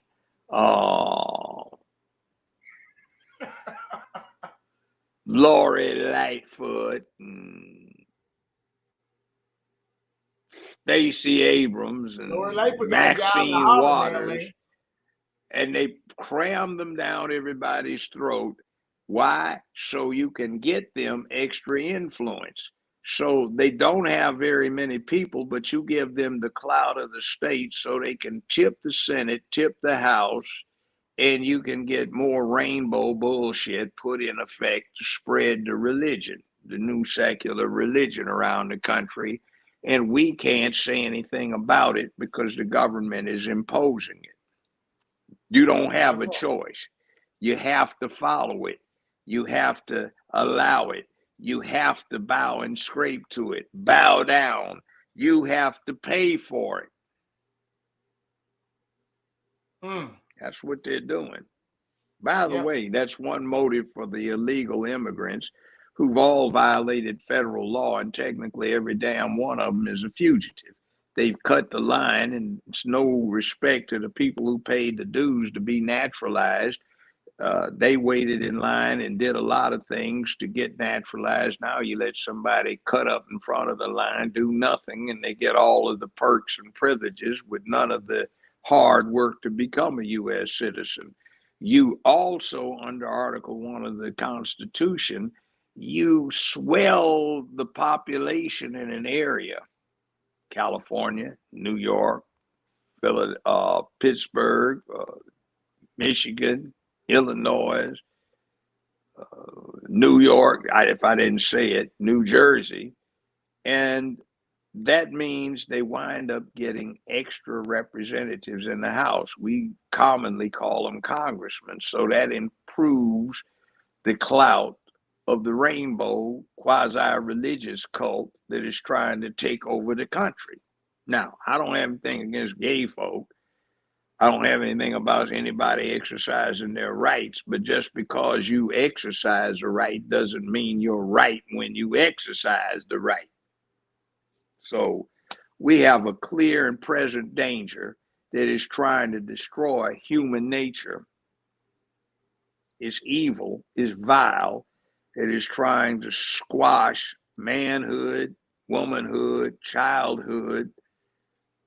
It's trying to polarize the country. It's trying to get rid of all of the salient character virtues in human history. No bravery, no honor, no courage, no shame, no guilt. Anything goes. Do what you want. To hell with the negative impact. Because you want, let's destroy everything in the process. That is a self-hating, nihilistic philosophy, and we do not need it being crammed down the throats of our children, grandchildren, nieces, and nephews. We do not need it crammed down the throats of our government. We, crammed up the, pun intended, up the behinds of our government. We don't need it to be forced upon us. It's a religion, and it's held by less than 3 or 4% of the country's population, but because they control the communications industry, the entertainment industry, the news industry, and they've infiltrated the political parties, and they've captured one completely, that they are their sole slave advocates, the Democratic Party. The Republicans get crippled, and between the two of them, generating a whole lot of confusion. As a smoke screen, this new religion gets spread around the country. It is a dangerous cult. And if we followed it, it would probably lead ultimately to the downfall of all humanity. Fortunately for the planet, the Chinese, the Russians, South America, Africa, the Caribbean, other places don't buy into this bullshit. Now, I'm not getting on gay folk. Get your damn freak on in your bedroom. But leave that stuff in your bedroom. You don't need to, and you shouldn't. And we cannot allow it to be crammed down our throats. And by the way, this is a good opportunity for everybody to unify against this mess. What is it? The enemy of my enemy is my friend. And every human being has an interest in protecting humanity, and these people are trying to destroy it. They are the enemies of the people, plain and simple, and people need to start speaking out on it and saying, hell no. Well, let's talk about the enemy right quick of people with this clown, you know him very well. Tragic events in Kansas City, President Biden is renewing calls for stricter gun control. In a statement, the president said that it's time to act and called for a ban on assault weapons and to strengthen background checks. So joining me now is CBS News Chief White House Correspondent Nancy Cordes. I mean, Nancy, it's a little, rinse and repeat. I mean, this is what I expect to hear from the president at this time. But, I look at we are in an election year, and I look at the list of topics and issues that people are most concerned about. And frankly, despite the fact that this was a mass shooting, we had a mass shooting on Super Bowl Sunday in a church. Gun violence doesn't rank very high this time around. What reaction are we getting from Capitol Hill? Right. I mean, it tends to be one of those issues that ranks really high right when people hear about, learn of a mass shooting, and then it retreats behind other issues that are pressing on a day-to-day basis, like the economy. And so it's an issue that the president certainly talks about. It's an issue he knows that is very important to his base. At the same time, you don't hear a ton about it from this White House for a very simple reason, and that is that it's highly unlikely that they can really make any headway on the issue in an election year with a Congress that is led, at least on the House side, by Republicans. They were able to make some incremental progress in the last Congress, but we are now in an election year, and back then the House and Senate were run by Democrats, and so there are some attempts at bipartisanship on this issue, but at the national level, at least, not right now. When you look at Missouri, where the shooting took place, the governor actually was involved in rolling back gun safety legislation over the past year or so. And so, it's certainly tragic, but I would say that for the past couple of decades, there's been a great deal of pessimism here in Washington. We've seen really horrific mass shootings without much action afterwards. So true. Before I let you go, though, I do want to ask you about something else. Earlier in the show, we talked about news of the possibility of a Russian space weapon, a nuclear space weapon that Russia may be working on. What do we know about this, and what action, if any, is the White House taking? Yeah, it really sounds like a script out of a sci-fi movie, doesn't it? But, Yeah. But we are told that this is a real security concern. The intelligence that Russia is working to develop a weapon that is nuclear capable, meaning either it is nuclear powered or perhaps has a nuclear weapon attached to it that would be able to take out U.S. satellites in space. And the reason that would be of such great concern, of course, is because it would knock out the ability to communicate for Americans, but also that it would affect the U.S. military's ability to operate effectively here on Earth.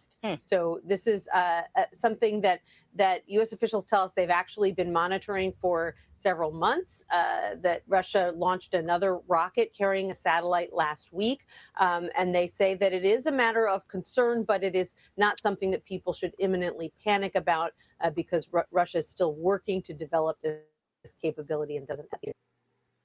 So let's bring this up. Look, first off, an assault rifle is a machine gun. Okay. That's the definition.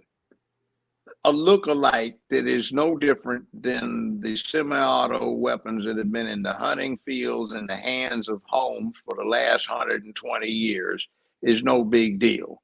AR does not stand for assault rifle. It stands for Armalite. That is the company that had Eugene Stoner's designs.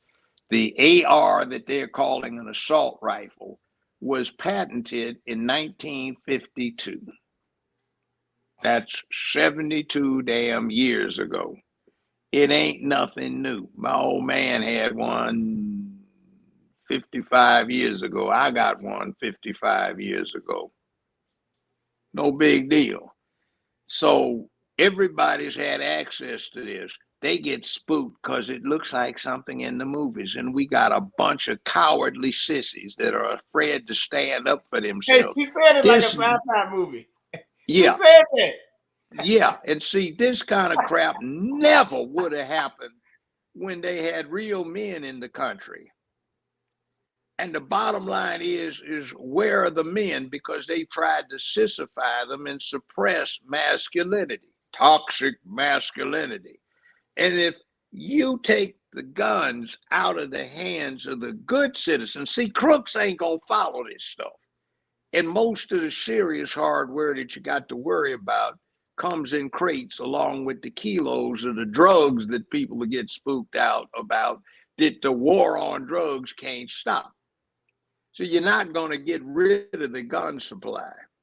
You got another problem here. You get rid of the weaponry that's 70 years old in the hands of some stupid fool that has been approved in his sickness by general society. These people that you're looking at right here that put the entertainments out, the propaganda out by the Rainbow Coalition, it says it's all right to be a punk and a coward. It's all right to run. You don't need to stand up for bullies. Your mama will protect you. Somebody's supposed to do it for you. You're entitled to a safe life, which does not happen because you live on the planet Earth. So all of these cowards in mind want to get rid of the weapons to get them out of the hands of the perverts that their policies encourage and create. So you get them out of the law-abiding hands. What about the real crooks who just go around not doing mass shootings, but just stick them up, EMF, I want your money. So what do you do about them? The police, remember, we're supposed to defund the police because they're evil. And oh my God, they didn't have to run him down when he got scared and ran away from him. Well, brave the hell up, be a man, stand your damn ground, and don't run. So I understand if you're trying to get away, but I got scared. Sorry, you know, I'm a punk. You know, oh my God, they scared me. I peed on myself. Well, you know, guess what? That happens whether the cop in his off time drives a 150 Ford pickup with a Johnny Red flag on the front bumper, or he's a homeboy down brother who grew up in your hood. Yeah. I got something to say about this. Yeah. So anyway, you get rid of the cops, you get rid of law and order, and you got thugs holding you up, robbing you, selling drugs, poisoning your neighborhood, raping your children, raping your wife, raping your friend girls, raping your mama, raping all your female friends and relatives. You got folk burglarizing your stuff. So when you get home after a hard day's work, all your stuff is gone. And somebody busted off in your house, you want to get rid of the police, you can't go anywhere because somebody's going to go stick them up your mouth or just shoot you down right there. Do you think those guns are going to disappear and those folk are going to follow the law? Hell no. If they shot you, they don't give a damn about going to jail or the electric chair, gas chamber, or getting put to sleep while you're on the table and they shoot you up with juice. They don't give a damn. So do you think you're going to get the guns out of their hands? Hell no. But what about the good citizens? You're supposed to be helpless, hold your ass in your hand. Oh, please come help me. I'm helping somebody do this. Oh, I forgot I was trying to get rid of the police. Well, let me bring that up. Glad you said that. You know what? Because this weekend, I had been in Baltimore since Friday. I got back today. But we went to the Baltimore Convention Center. We did a couple things. We went to a couple events. I was talking to some other DJs out there and everything. Now check this out, Judge. Baltimore trying to, I guess, get rid of concealed carry in their state. They want tighter gun laws, you know, in the north, you know, they want that. But you won't believe this. Every event you went to had security officers and police in there with guns on their hips and handcuffs. So how in the hell can you tell your citizens to disarm themselves, but you making sure these guys are strapped to the bone? One of the guys he worked on putting his magazine in, standing outside before he went in. So that tells me this ain't nothing but a bunch of hypocrisy. It is. Now, the other thing, I was in Baltimore summertime last year. Did you see the zombies? The ones that are standing in the middle between lane 1 and 2 on a busy street, 3 and 4 of them. And Oh, yeah, somebody come, like somebody come up. They stoned. Yeah. Do you think they're going to follow the law when they want to get whatever their zombie thing is?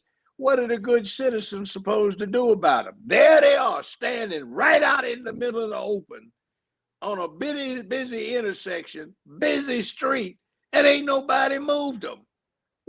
Who's supposed to stop them from breaking the law? I see this dude's been out here for 45 minutes. People are going by at 45 miles an hour, and ain't nobody moved him. Where's the police? Weird spot.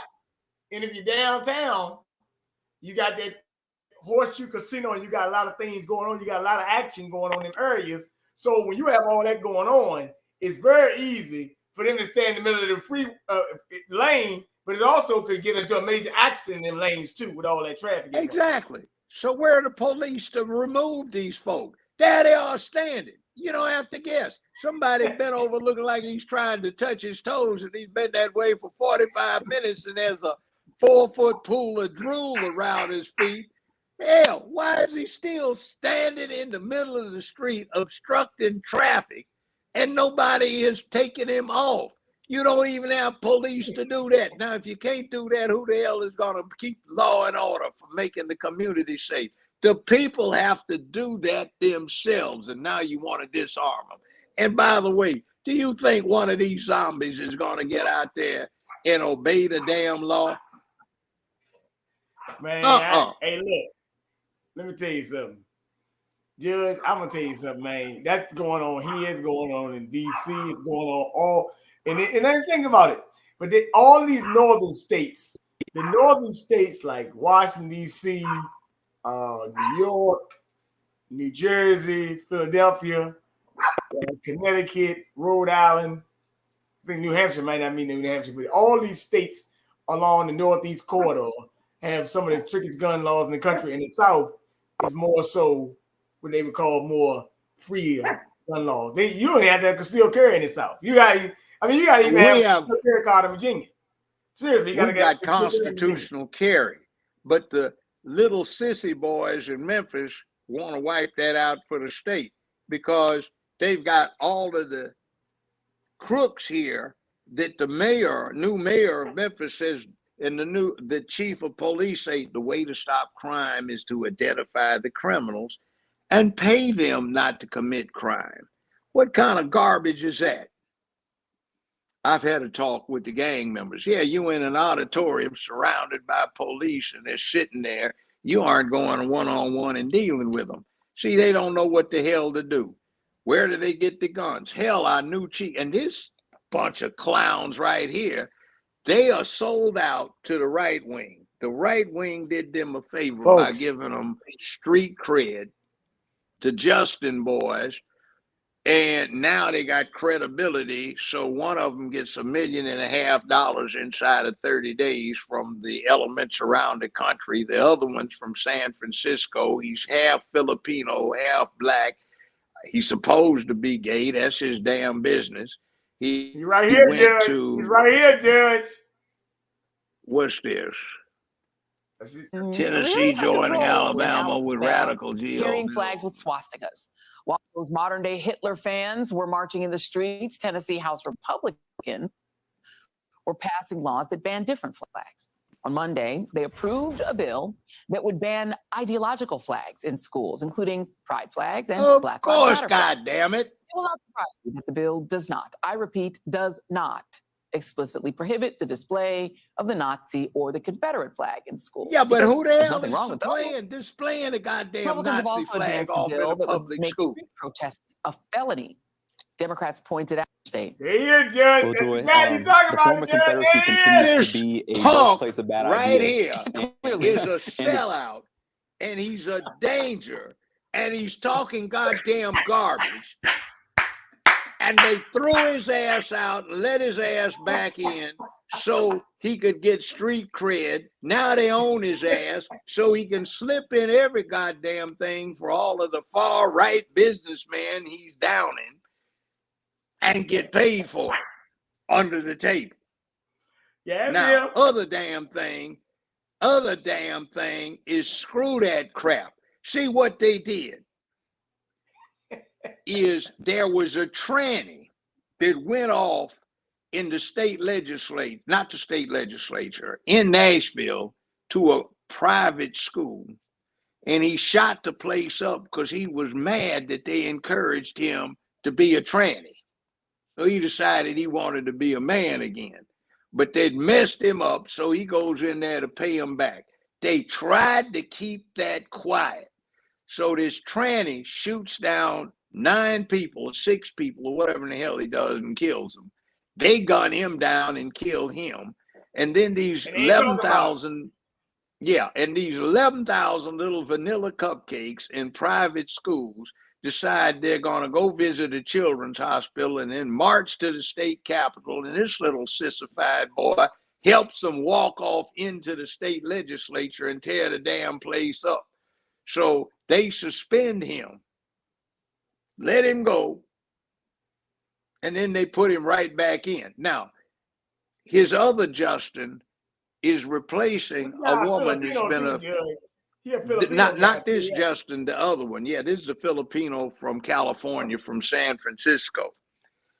Yeah. The other Justin from Memphis replaced Dr. Barbara Cooper. I'd known Barbara Cooper since 1974. Became a friend, a mentor too. She was the oldest sitting legislator in Tennessee, 94. She slipped and fell, hurt her hip, and wound up getting a blood clot that caused her ultimately to die. She was great. she always got elected. Now, when he ran to get an election, the other Justin, to replace her, she was still on the ballot. She got 34,000 votes as a dead candidate. Now, when they had a special election to select somebody, he got 1,600 votes, not 34,000. So there was an extremely low turnout. And then they had another special election to put him back in after he got ejected. He got 1,400 votes. Hell, that's not much. So he comes back in with this kind of mandate, and now they have a legislative act that is on the table that will probably pass that says if you are once ejected, you can't come back. I don't care who selects you and come back in. That's not necessarily anti the Tennessee state constitution. Certainly doesn't have much to do with the U.S. Constitution. So now the far left bunch in Memphis, which is the only part of the state that's not firmly red, and they're trying to taint the rest of the state to be slightly tinged with purple. These clowns want to go up there and they want to get rid of constitutional carry. They want to get rid of the, like what the hell, the police can have 15, 17 round magazines in their pistol. Why can't the civilians? They want to get rid of the magazines.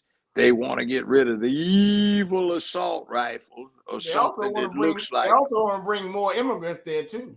Yeah, and Memphis right now, the black chief of police, the black mayor, the last white mayor, the Pillsbury Doughboy, and the black sheriff want to turn Memphis into a sanctuary city.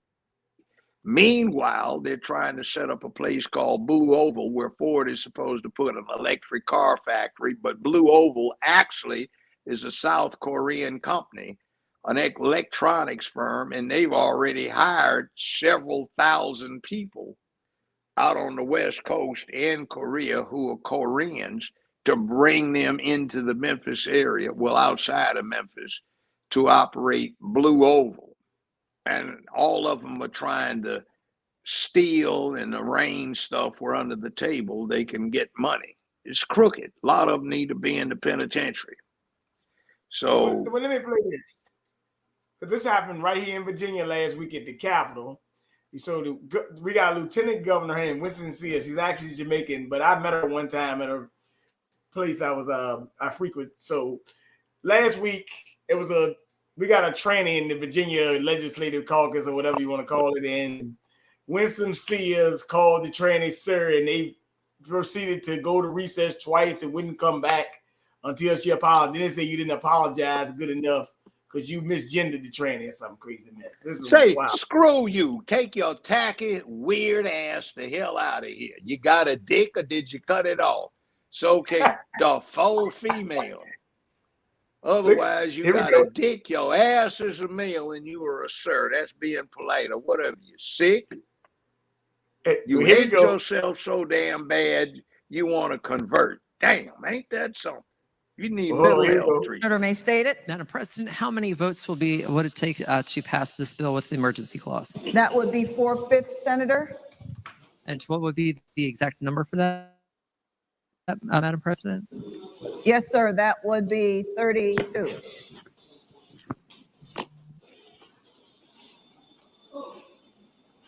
The question is, shall the bill pass? Those in favor of that motion will record their votes aye. Those opposed, no.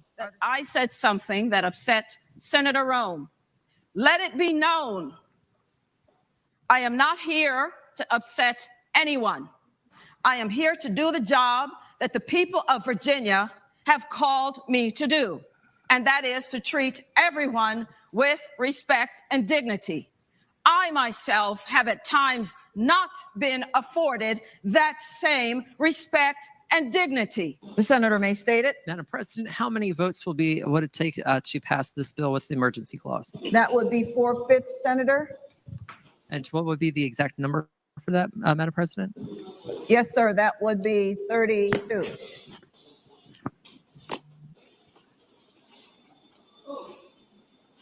The question is, shall the bill pass? Those in favor of that motion will. So when she said, sir, that caused them to go out and go to recess. And then they say you're not really apologizing. You said you trying to treat everybody, but you're not apologizing. I want to be polite, I'd say F you, F them. You know, like you supposed to change your habits of mannerability, courtesy, lifetime habit to meet the needs of some screwed up, mentally ill specimen who needs to be treated.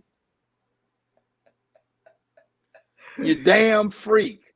Go save that crap for being on stage in a nightclub for ladies' night when you get the ones dressed up like girls and sitting there doing Flip Wilson nonsense.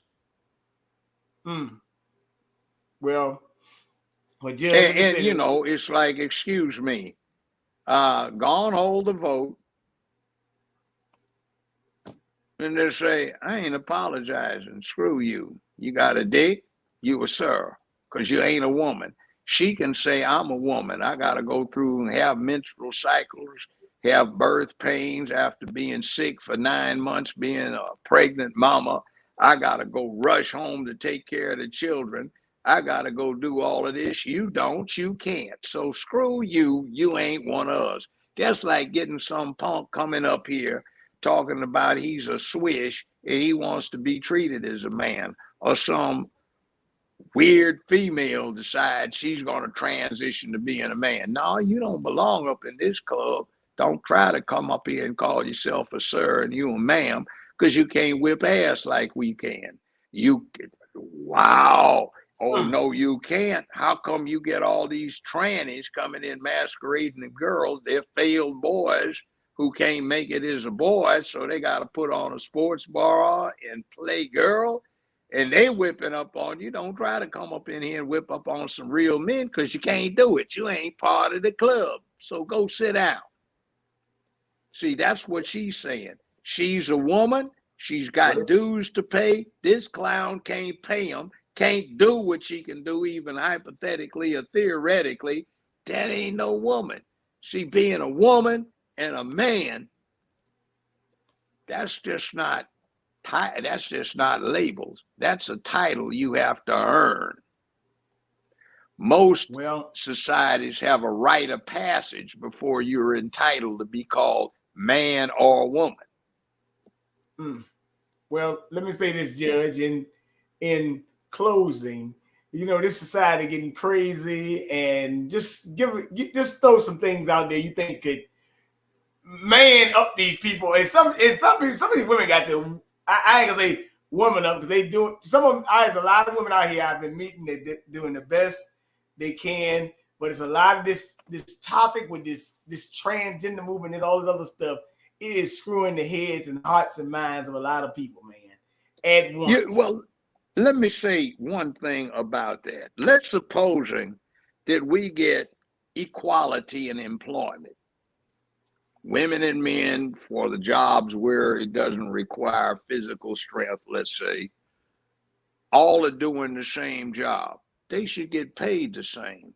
So an employer says, we hire 50% women, 50% men. And then you find out half the women got swinging dicks still. They're just boys who call themselves women and put on bras so they can get the job. So now that means out of 100 people, only 25 of them are women. And 25 of them are still male. What happened to the women's cause?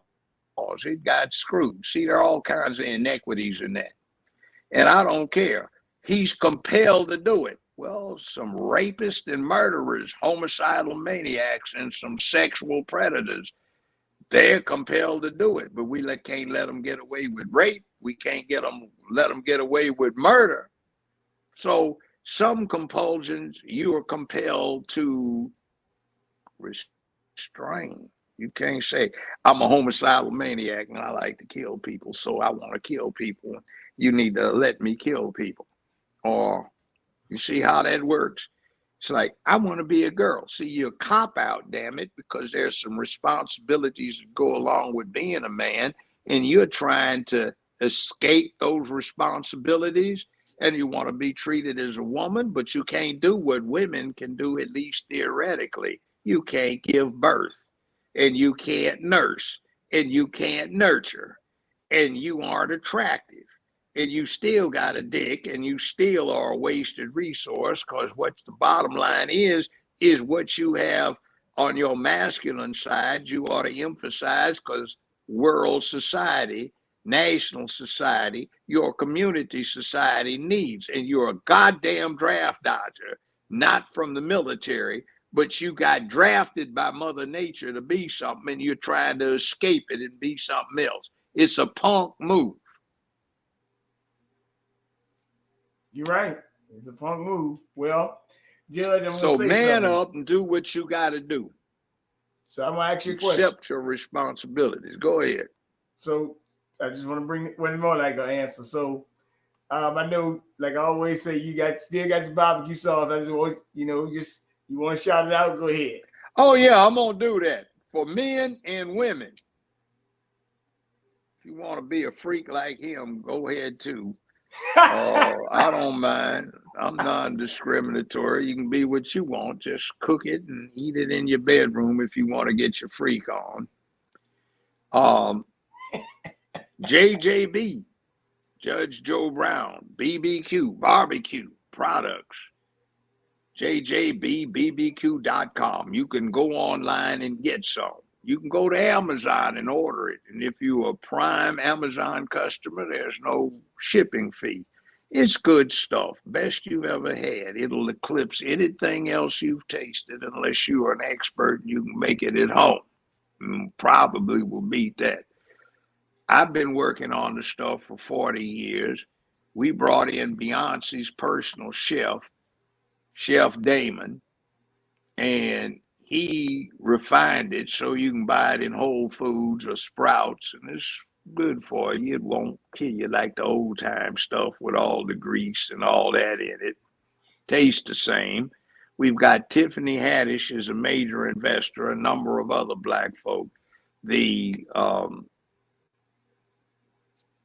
meat packing plant that puts the chicken links hot, mild, smoked, and raw, the beef links hot, mild, smoked, and raw, the Beyond Meat links hot and mild. She's a sister, as she happens to be the only USDA certified black meat packing plant in California, and they operate out of Compton. We've got a sister that is affiliated. She owns a distillery. And the whiskey, the bourbon, is as good as Jack, Blanton's, Booker's, Bulliet, Knob Creek, Maker's Mark. It's good stuff. I like it. It's real smooth. It's her grandfather's recipe from Mississippi. He was a moonshiner. We have a lot that we're doing. We're trying to promote Black enterprise. So check it out. You'll like it. And if you were in Los Angeles on 79th and Western, down in the hood, not far from where I grew up, walking distance actually, you will find Dee's Original Takeout Grill on the corner of 79th and Western. It is the northeast corner, corner across from a big church. Go in there and get yourself some, and you can get the finished product where the sauce and the seasonings are used. And we have the dry powdered seasoning too, and we have recipes that you can get a hold of. JJBBBQ.com, or look for Judge Joe Brown's barbecue products on Amazon, and you can order it that way. It's on the shelves in places in Southern California. It's spreading back east, and we have agreements with Sprouts, Whole Foods, and a lot of stuff in the southeast of the country. Check it out. Summer coming up. Learn to use it and impress your friends and associates with how you can do cute. It is a great art. the art of barbecue.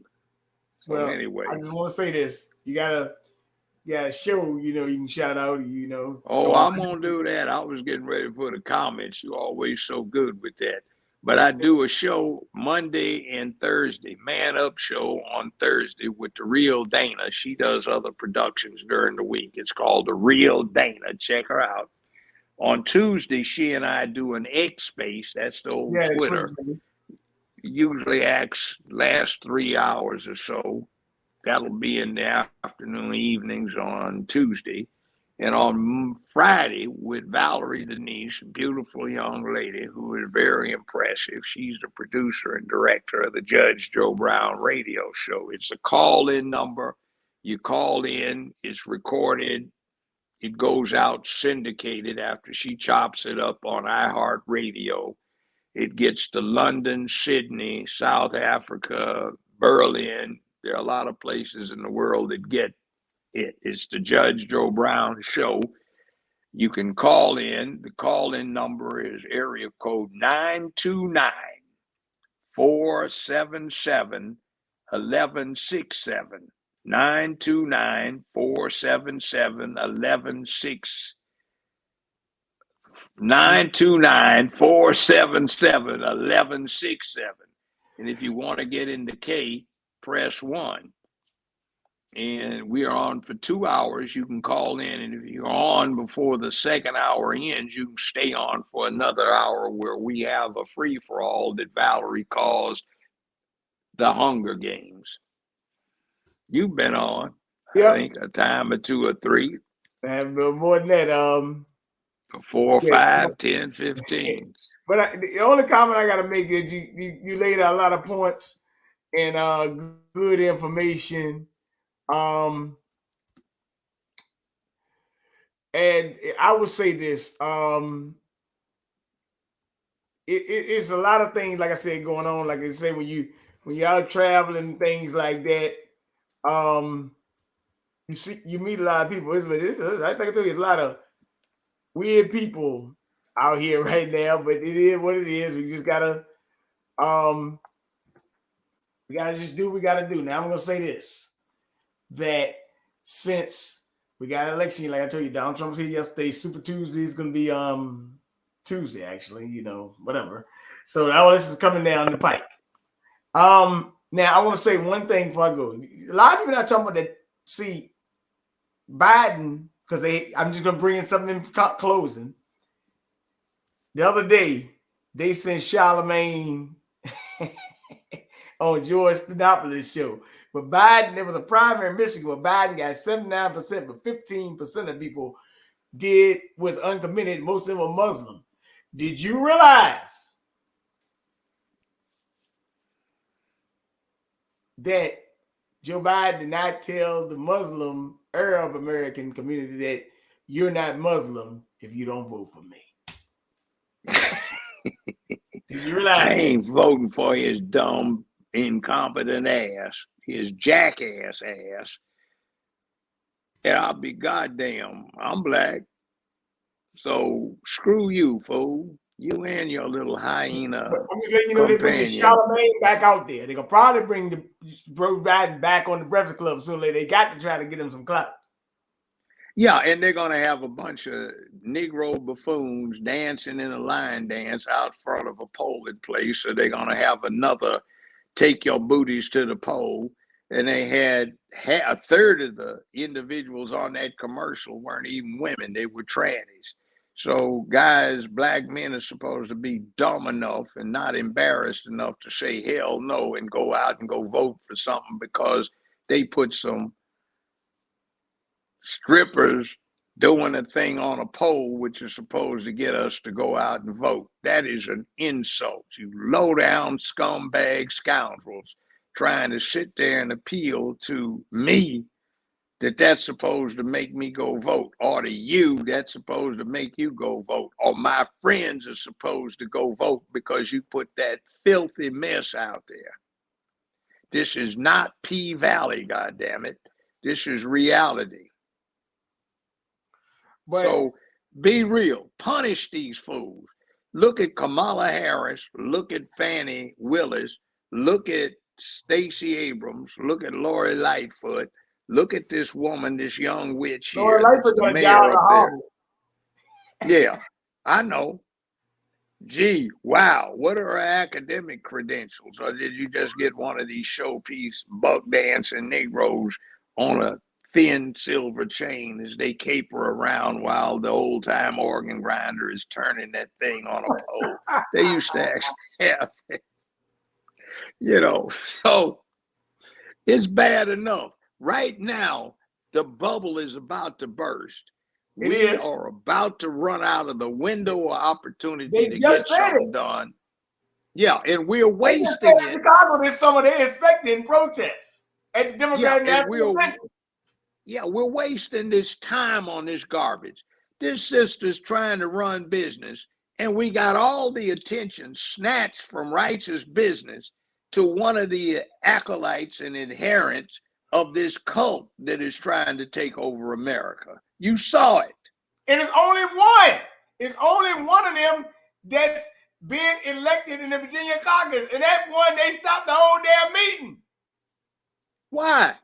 Because they're scared of it. Because a lot of them are maybe that way in secret. They like to put on pink panties and they still got a dick.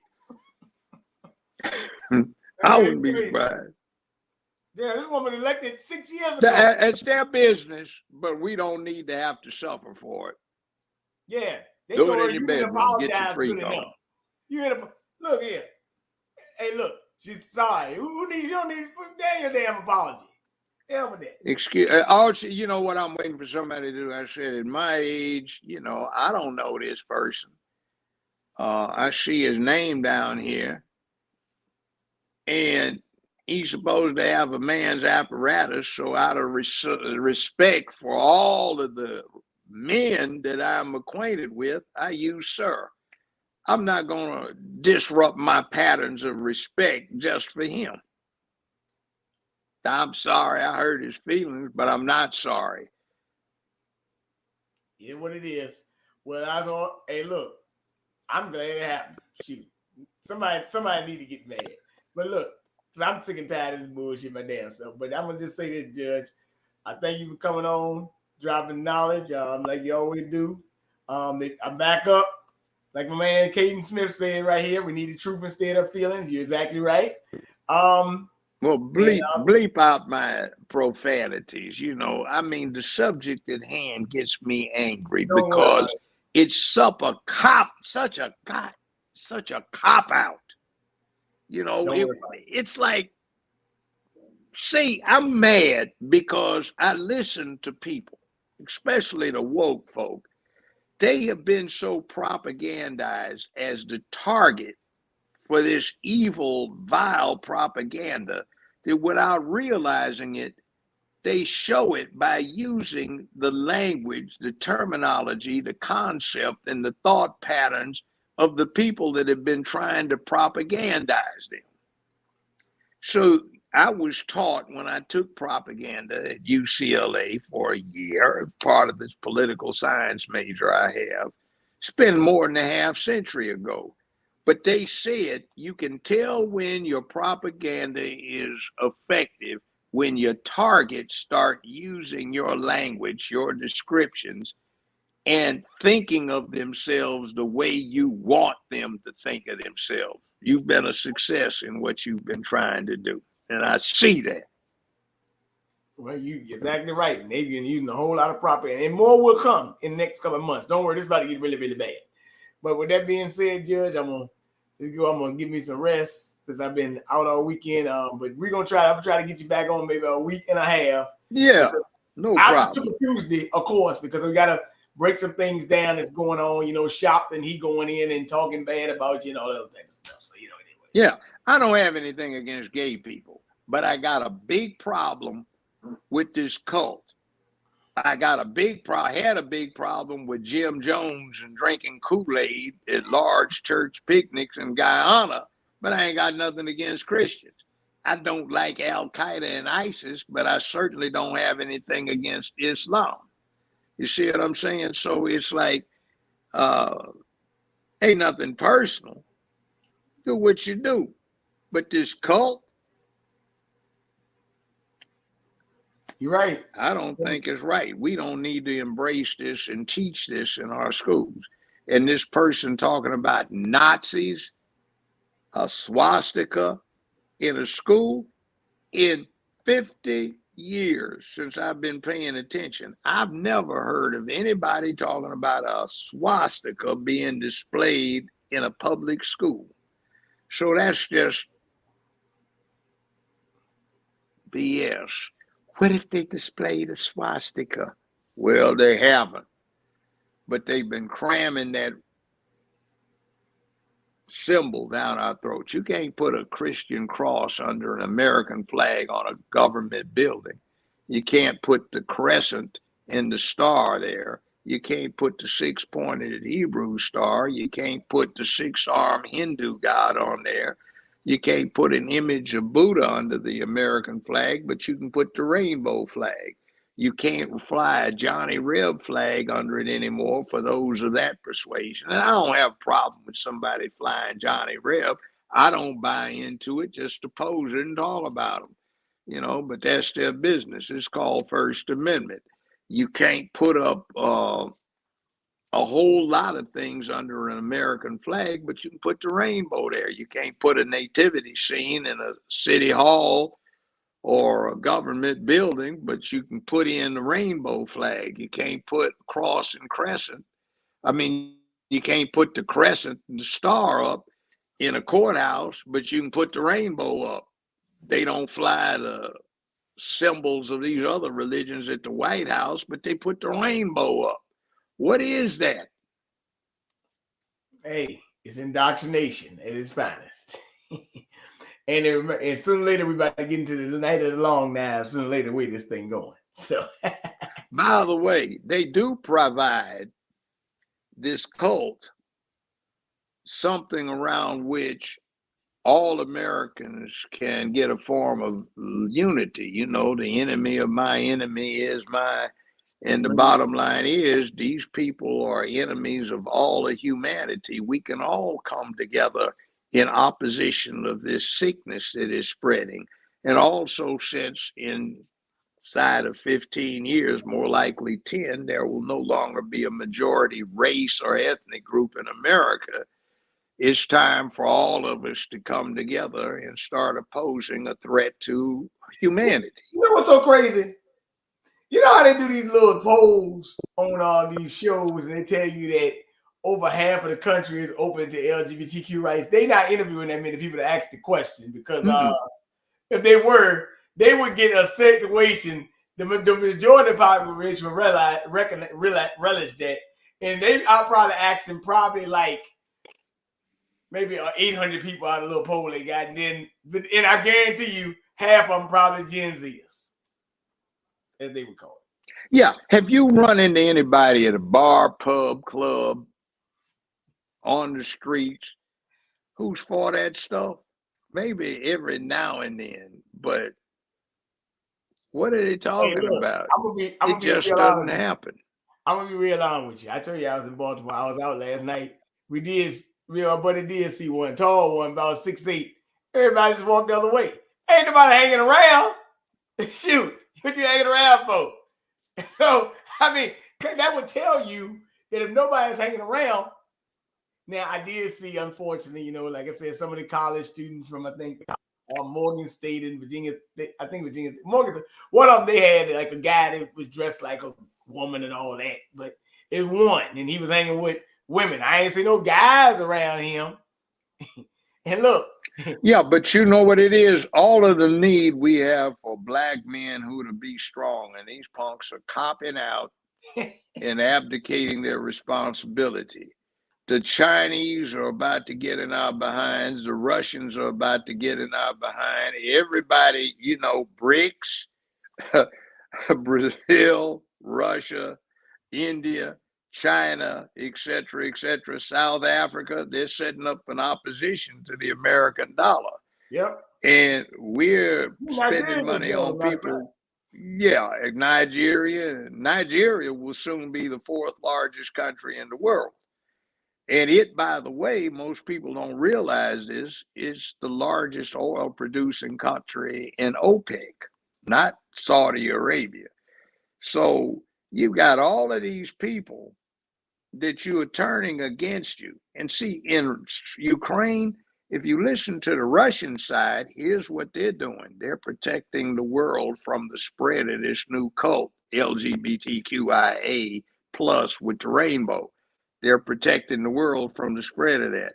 They're protecting the world from the resurgence of Nazism or fascism. They are protecting the world from the rampant sexual slavery and exploitation in Ukraine, that they're using the African descendants whose grandparents, great grandparents got brought over in the beginning of the 50s as guests of Joe Stalin.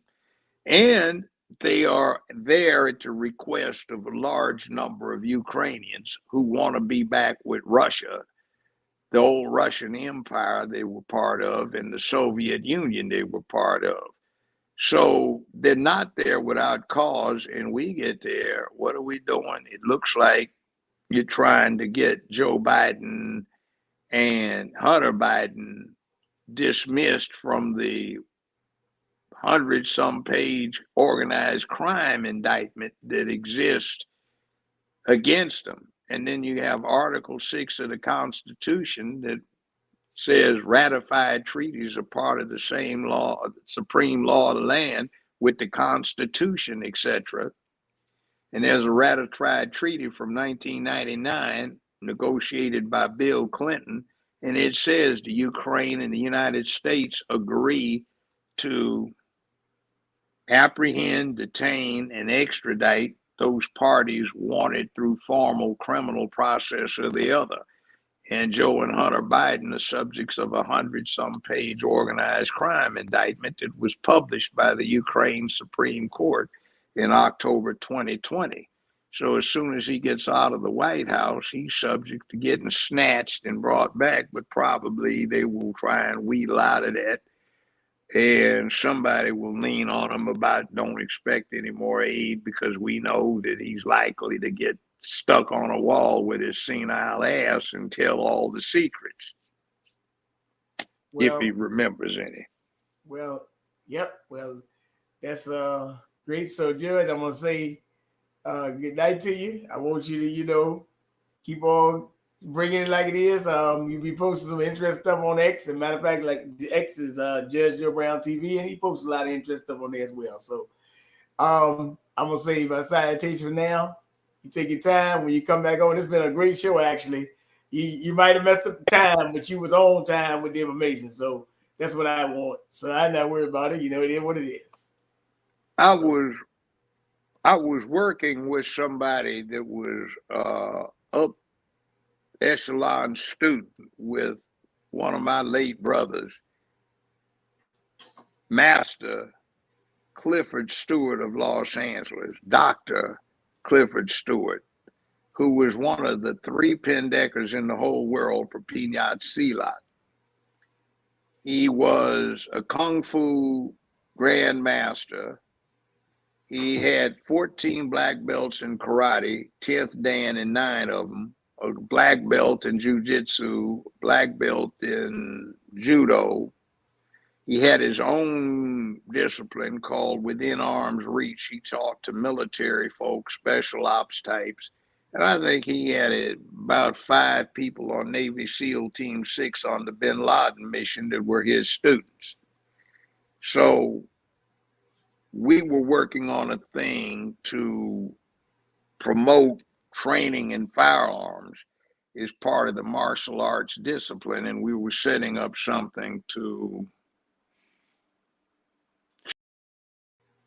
There are a lot of sisters that need these things, a lot of brothers too that need to be upgraded. And by the way, before somebody gets to talking about the NRA as racist, go look at a gun magazine these days. Guns and Ammo, Shooting Times, Handgunner, Concealed Carry, the NRA magazine, and you'll see a lot of black folk advertising for the gun companies or a sister advertising for them. So that is remarkable that the firearms industry has embraced black shooters. Well, interesting world. Well, that's interesting. So when you come back on, we're gonna discuss Super Tuesday and its effects. Well, you know what's gonna happen is gonna be Biden and Trump. Those are gonna be the victors. Yeah. Ain't nobody else coming out of there. That's just pro forma. The Democratic Party banned debates, so none of those occurred. That was a shoe-in for Biden because he's liable to fumble so bad if he doesn't fall off the podium someplace. They're probably not going to debate Trump. And Trump didn't show up for the circus that was, guess what that Republican stuff was? It wasn't a legitimate campaign for somebody to be the presidential candidate of the Republican Party. It was an audition for vice president. That's what it was. So you're right, but and by the way, one other thing, I have to bring this to everybody's attention. Everybody talks about you need a third party. We have some off-brand third parties, libertarians and stuff like that, but they're kind of on the crank side. No disrespect meant. But what you're looking at is there is a new spin-off party, MAGA, M-A-G-A, Make America Great Again, that is separating itself from the Republican Party, and it's not really Republican because it's more middle of the road, ordinary Americans, black and white, brown, red, yellow, who can come together as ordinary people, victimized by what the Democratic Party has done for the cult and the Republican Party has done in the name of big money, which has deprived ordinary Americans of an equality of governmental benefits. And the Democratic Party has compounded what they did by making a significant number of the American citizens dependent upon handouts.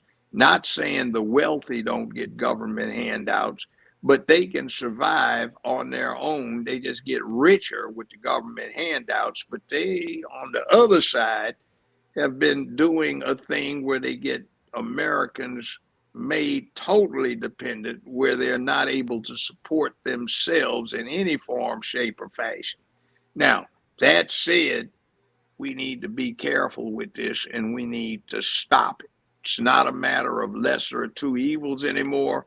It's just somebody who is presumed so thoroughly that they have the minority vote that they can do anything they want and tell the people in the minorities that are voting for them to go get screwed, that they need to be punished. Meanwhile, those minorities, mostly black, have been so stuck on the Democratic Party plantation that no matter what the Republican Party comes up with, they're not going to get the vote generally. So neither party has an incentive to do anything for us. That's dumb politics. And nobody but us plays that like we're somebody's pet dog working on getting the benefits of $19 a month to the Save a Negro Fund. Well, that's a good information. Well, I'm sorry for holding. No, you're fine. You're fine. You fine. I just want to say that's great information, and people do need to know that. And you're right that we have been acting like a pet, but I don't think a lot of people be acting like a pet no more. So with that being said, until next time, take your time, stay well, and keep on pushing. Take your time, bro. Yes, sir. All right.